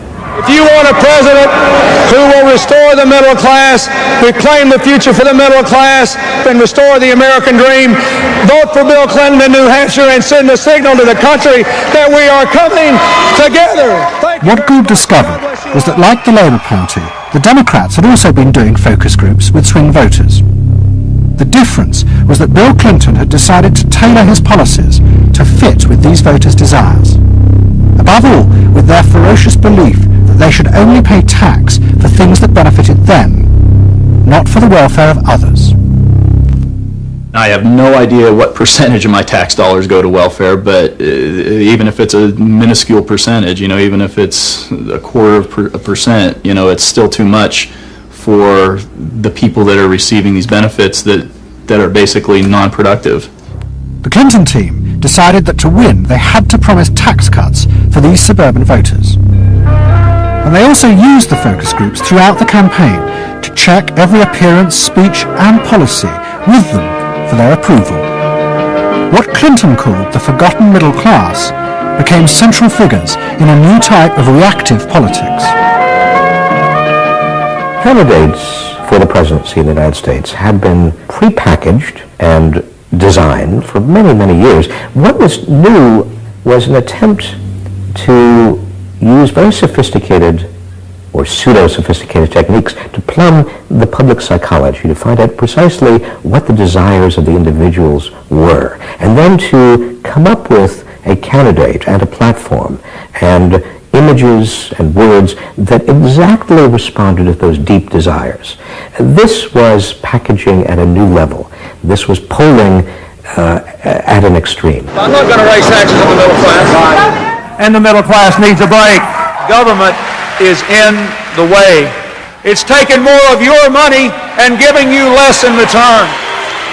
In the name of the hard-working Americans who make up our forgotten middle class, I proudly accept your nomination for President of the United States. Stay focused. Talk about things that matter to people. It's the economy, stupid. Okay? But Clinton's campaign team, led by James Carville and George Stephanopoulos, did not believe that they were capitulating to the selfish desires of the middle classes. Tax cuts were the price they had to pay to regain power. But once in power, they would still fulfill traditional democratic policies and help the poor who had been neglected under Reagan, above all with the reform of healthcare. They would pay for the tax cuts by cutting defence spending and increasing taxes on the very rich. In this way, they believed they were forging a coalition of the new and the old voters, both of whom could be satisfied. Probably for the first time in a generation tomorrow, we're going to win. And that means that more people are going to have better jobs. People are going to pay a little less for health care, get better care. And more kids are going to go to better schools. So thanks.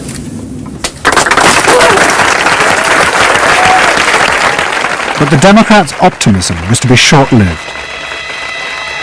In November 1992, Clinton was triumphantly elected president.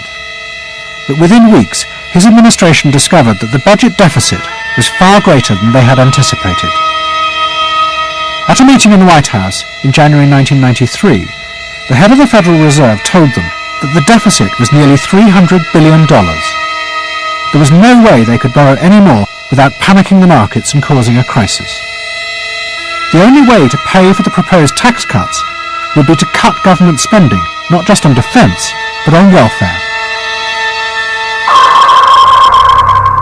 Clinton was faced with a choice between the old politics and the new, and he chose the old. The tax cuts were dropped, and he tried to inspire the country with the old democratic ideal of government spending to help the poor and disadvantaged. Tonight I want to talk with you about what government can do, because I believe government must do more. To put people to work now, to create 500,000 jobs, jobs to rebuild our highways and airports, to renovate housing, to bring new life to rural communities and spread hope and opportunity among our nation's youth. Healthcare reform sounds like a great idea to me. Well, I know, but some of these details sure scare the heck out of me. Like what? Well, like for... At the start of the Clinton administration, many of us, including, I believe, President Clinton himself, reverted back to an older tradition, tried to lift the public, to talk about genuine ideals beyond the individual. And that reform agenda being not only universal health care and child care and dealing with the widening inequalities in our society and homelessness, many things that many citizens, just particularly middle-income citizens, didn't want to deal with. But the suburban voters who had been promised tax cuts were not inspired by Bill Clinton's vision. They felt betrayed and wanted revenge. Their opportunity came in 1994 with the congressional elections. The Republicans, led by Newt Gingrich, promised huge tax cuts and to dismantle the welfare system. The voters who had defected to Clinton switched sides yet again, and the Republicans won both houses of Congress in a landslide. Well, I think it's a tremendous vote in favor of smaller government, lower taxes, and in a sense, a renewal of the Thatcher-Reagan tradition. And I think in that sense, it's pretty decisive. It means that the welfare state is going to be less hospitable for people who are not willing to take responsibility for their own situation. No question about it. I think today is the beginning of the end of the welfare state. For Clinton, it was a disaster. Faced with a hostile Congress, there was no way for him to get his reforms through. His personal popularity plummeted, and it seemed certain he would not be re-elected in 2 years' time. In desperation, and without telling his cabinet, Clinton turned for help to one of America's most ruthless political strategists, Dick Morris. What did he want you to do? Save his butt. Clinton was in serious trouble. He had lost the '94 election. He had lost control of Congress, and he hired me to come back and help save him. So he was basically asking me to perform roughly the same role as a life preserver would if you're drowning. What Morris told Clinton was that to win re-election, he would have to transform the very nature of politics. The crucial swing voters in the suburbs now thought and behaved like consumers. The only way to win them back was to forget all ideology and instead turn politics into a form of consumer business. Clinton must try to identify their personal desires and whims and then promise to fulfill them. If he followed those consumer rules, they would follow him. I said that I felt the most important thing for him to do was to bring to the political system the same consumer rules philosophy that the business community has. Because I think politics needs to be as responsive to the whims and the desires of the marketplace as business is. And it needs to be as sensitive to the bottom line, profits or votes, as a business is. I think that all of this involves really a changed view of the voters, so that instead of treating them as targets, you treat them as owners. Instead of treating them as something that you can manipulate, you treat them as something you need to learn from. And instead of feeling that you can stay in one place and you can manipulate the voters, you need to learn what they want and move yourself to accommodate it. To get inside the minds of the swing voters, Morris brought lifestyle marketing into politics for the first time. He went to one of America's most prominent market research firms called Penn & Shern and commissioned what they called a neuropersonality poll. It was a massive survey of hundreds of thousands of voters, but the only political questions it asked were to find out whether someone was a swing voter or not. All the other questions were intimate psychological ones, designed to see whether swing voters fell into identifiable psychological types. Well, we were asking people like, do you think you're the life of the party? Do you think when you see things that you like to have a list and organize them? Do you typically try to plan things ahead, or do you like to be more spontaneous? Where do you like to go? What sports do you like to play? What would you do with your spouse on a romantic weekend? So we were asking people some very personal questions about their own lives to try to see were the kinds of people that were likely to change their vote also possessing of certain kinds of personality traits. And in fact, they were. The Neuropersonality poll allowed the Clinton team to segment swing voters into different lifestyle types. They were given names like pools and patios, or caps and gowns, who were urban intellectuals living in university towns. From this, the team could identify ways in which they could make individuals feel more secure in their chosen lifestyles, just as business had learnt to do with products.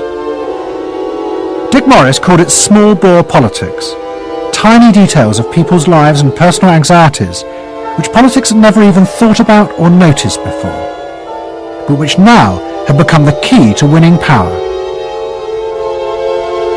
It was an America that focused on day-to-day practical concerns. Should I wear seatbelts? Should I stop smoking? Should I wear a school uniform? Is my neighborhood being protected? It was not so much a new individualism as the social order as we had known it had broken down. So we got into people's heads, understood their psychology, about lifestyle, about values, what they thought was important, what issues they wanted politicians, and particularly the president, to address. And these issues proved to be very, very different from what the conventional wisdom had suggested. As the election campaign began, Clinton revealed Morris's new approach to a shocked White House. All traditional policies were to be dropped. Instead, he would concentrate exclusively on policies that targeted the worries of the swing voters. V-chips would be fitted into televisions to prevent children from watching pornography. And mobile phones would be fitted into school buses to make parents feel more secure.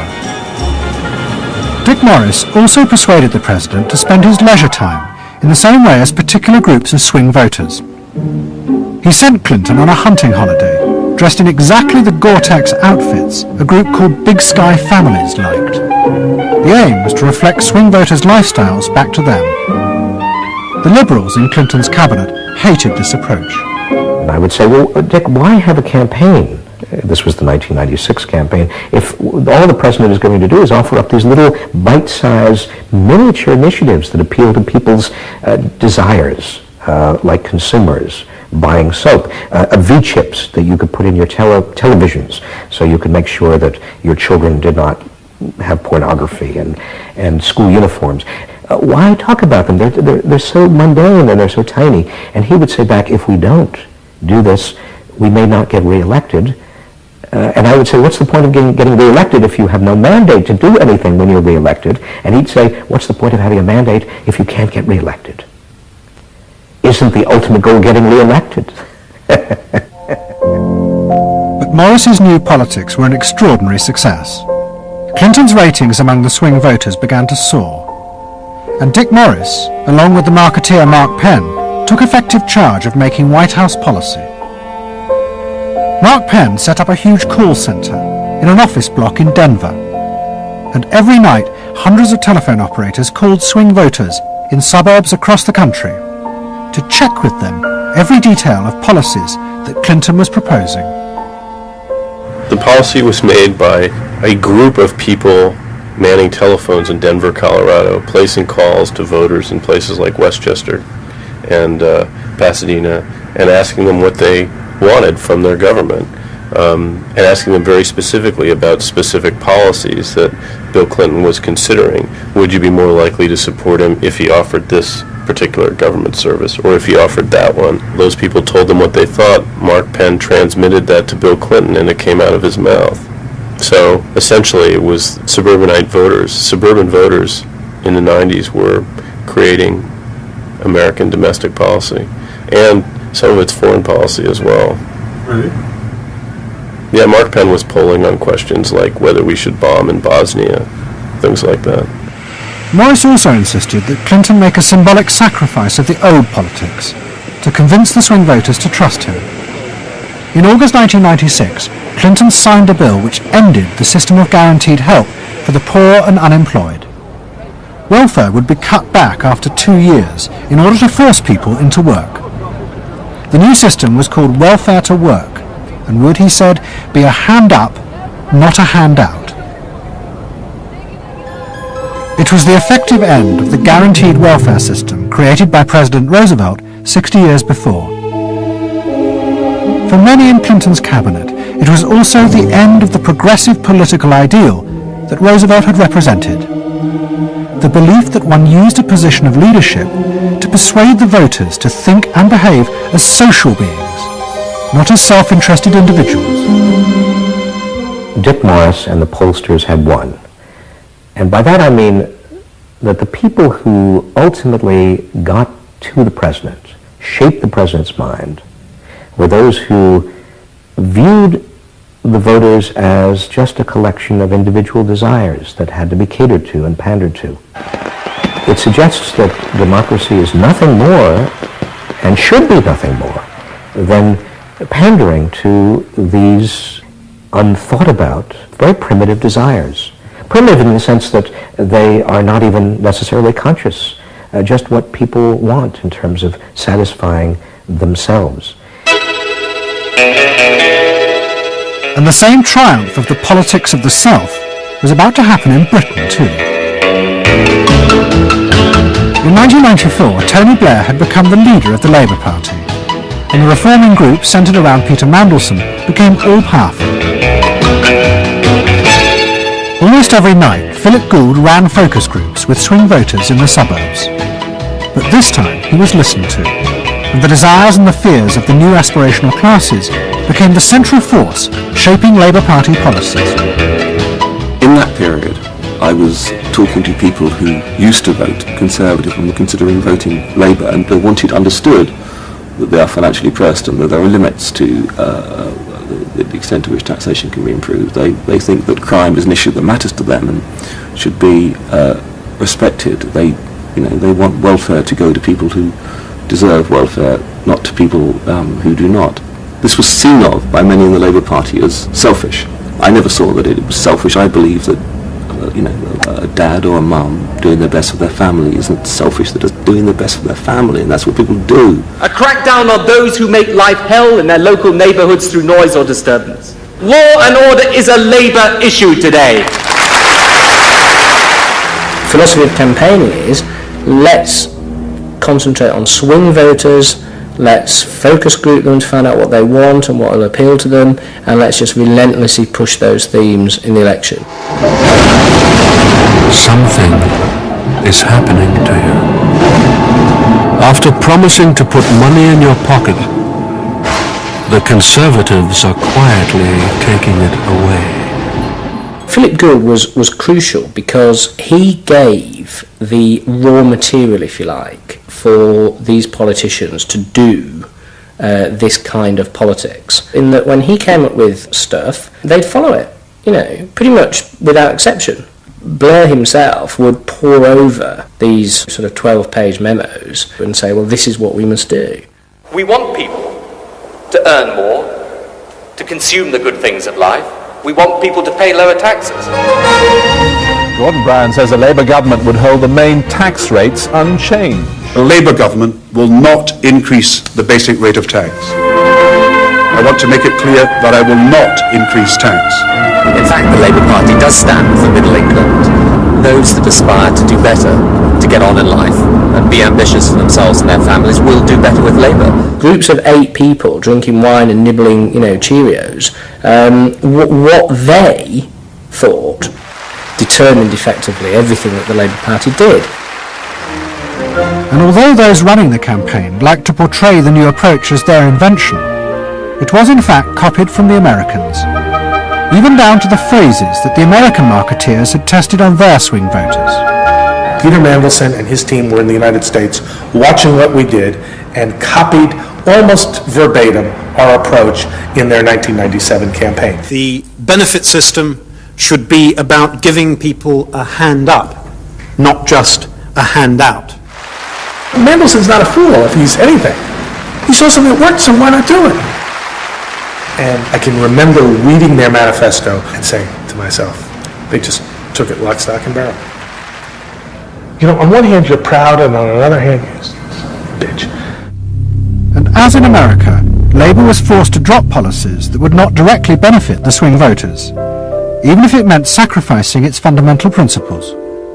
The commitment to public control of industry, which was enshrined as Clause 4 of the party constitution, was dropped. The aim of Clause 4 had been to use the collective power of the people to challenge the unfettered greed of business. But now, Tony Blair was faced with crucial voters who no longer saw themselves as exploited by the free market. They saw themselves as individual consumers who were fulfilled and given identity by what business delivered them. The new Clause 4 promised not to control the free market, but to let it flourish. Business is more powerful than government.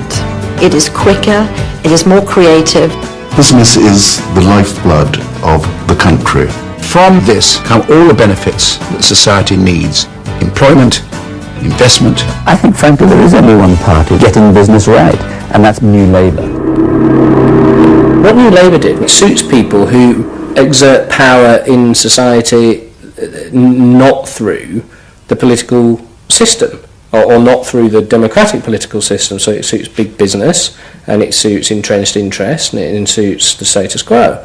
Those three things, of course, just off the top of my head, being the things that the Labour Party is supposed to be, a counterforce to. What that means is big business get to carry on exerting their power behind the scenes, getting their way, because there's no countervailing pressure. Countervailing pressure isn't going to come from, 8 people sipping wine in Kettering.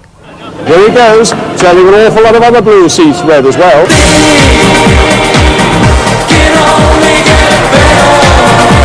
Very happy, very relieved, and very exhilarated. But those who masterminded Labour's victory in 1997 saw it as a triumphant vindication of a new form of democracy. By understanding and fulfilling people's inner desires through the focus group, they were giving power to individuals, not treating them as faceless groups who were told by politicians what was good for them. I don't see the focus group as some marketing tool. I see the focus group as a way of hearing what the people have to say. And I see the focus group as a way to a new form of politics. What the people give, the people can take away. We are the servants, they are the masters now. 1997 was, I think, fundamentally important in that. Because I think it is the end of the elitist politics that's dominated Britain for so much of the last 100 years.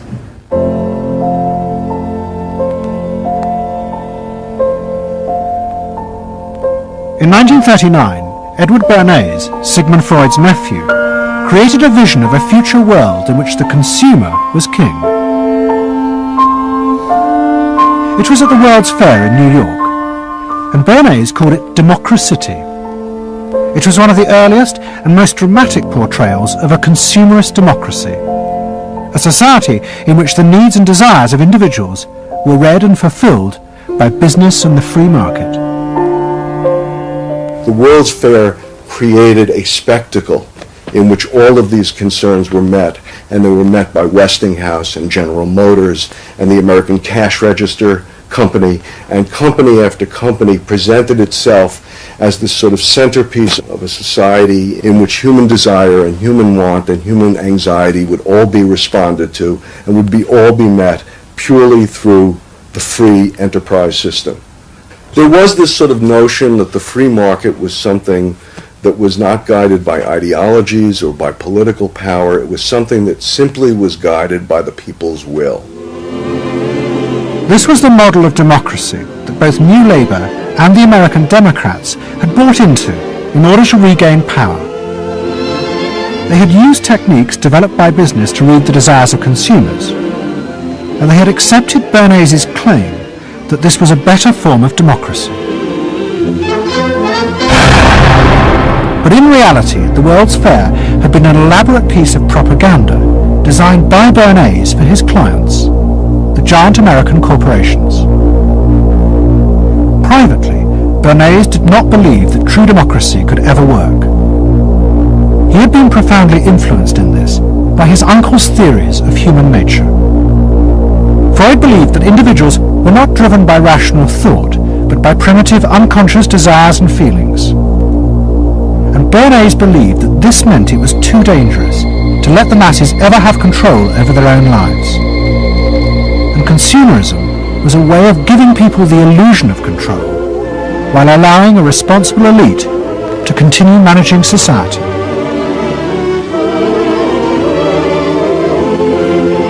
It's not that the people are in charge, but that the people's desires are in charge. The people are not in charge. The people exercise no decision-making power within this environment. So democracy is reduced from something which assumes an active citizenry to something which now increasingly is predicated on the idea of the public as passive consumers, the public as people who essentially what you're delivering them are doggy treats. The problem for New Labour was that it believed the propaganda. They took at face value the idea promoted by business that the systems invented to read the consumer's mind could form the basis for a new type of democracy. Once in power, New Labour tried to govern through a system that Philip Gould called continuous democracy. But what worked for business in designing products led the Labour government into a bewildering maze of contradictory whims and desires. For much of Labour's first term, the focus groups said that the railways were not a high priority, and Labour's policies faithfully reflected this. But now, those same groups are blaming the government for not having invested more money sooner in the railways. The point about focus group politics is that there isn't one because people are contradictory and irrational, and so you have a problem in terms of deciding what you're going to do if all you do is actually listen to a mass of individual opinions that are forever fluctuating and don't really have any coherence, and crucially are not set in context. So that's why people can say, I want lower taxes and better public services. Of course they do. You say, do you want to pay more taxes to get better public services? People are less sure. They then don't believe that if they do pay more taxes, they will be spent on better public services. So you end up in this quagmire where, and the truth is, a politician has to say, look, this is what I believe. I believe that you should pay slightly more taxes to make better public services, and I pledge that I'm competent enough to actually use that money wisely. Do you want that? Vote for me, yes or no. And that's what Blair has failed to do. Tony Blair turns around and sort of tries to feed back to them what they already believe, and given what they believe is sort of a load of individual, incoherent, contradictory nonsense, that's all he has to offer. And then he wonders why people don't get him. The answer they don't get him is because they're looking for someone to do something that they can't do themselves, which is actually come up with a coherent political opinion that they might have faith in. New Labour are faced with a dilemma. The system of consumer democracy that they have embraced has trapped them into a series of short-term and often contradictory policies. There are now growing demands that they fulfil a grander vision, that they use the power of government to deal with the problems of growing inequality and the decaying social fabric of the country. But to do this, they will have to appeal to the electorate to think outside their own self-interest. And this would mean challenging the now dominant Freudian view of human beings as selfish, instinct-driven individuals, which is a concept of human beings that has been fostered and encouraged by business because it produces ideal consumers. Although we feel we are free, in reality, we, like the politicians, have become the slaves of our own desires. We have forgotten that we can be more than that, that there are other sides to human nature. Fundamentally, here we have two different views of human nature and of democracy. You have the view that people are irrational, that they are bundles of unconscious emotion. That comes directly out of Freud. And businesses are very able to respond to that. That's what they have honed their skills doing. That's what marketing is really all about. What are the symbols, the music, the images, the words that will appeal to these unconscious feelings? Politics must be more than that. Politics and leadership are about engaging the public in a rational discussion and deliberation about what is best, and treating people with respect in terms of their rational abilities to debate what is best. If it's not that, if it is Freudian, if it is basically a matter of appealing to the same basic unconscious feelings that business appeals to, then why not let business do it? Business can do it better. Business knows how to do it. Business, after all, is in the business of responding to those feelings.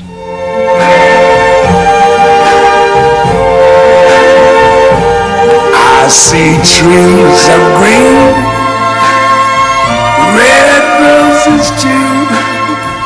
I see them bloom for me and you, and I think to myself,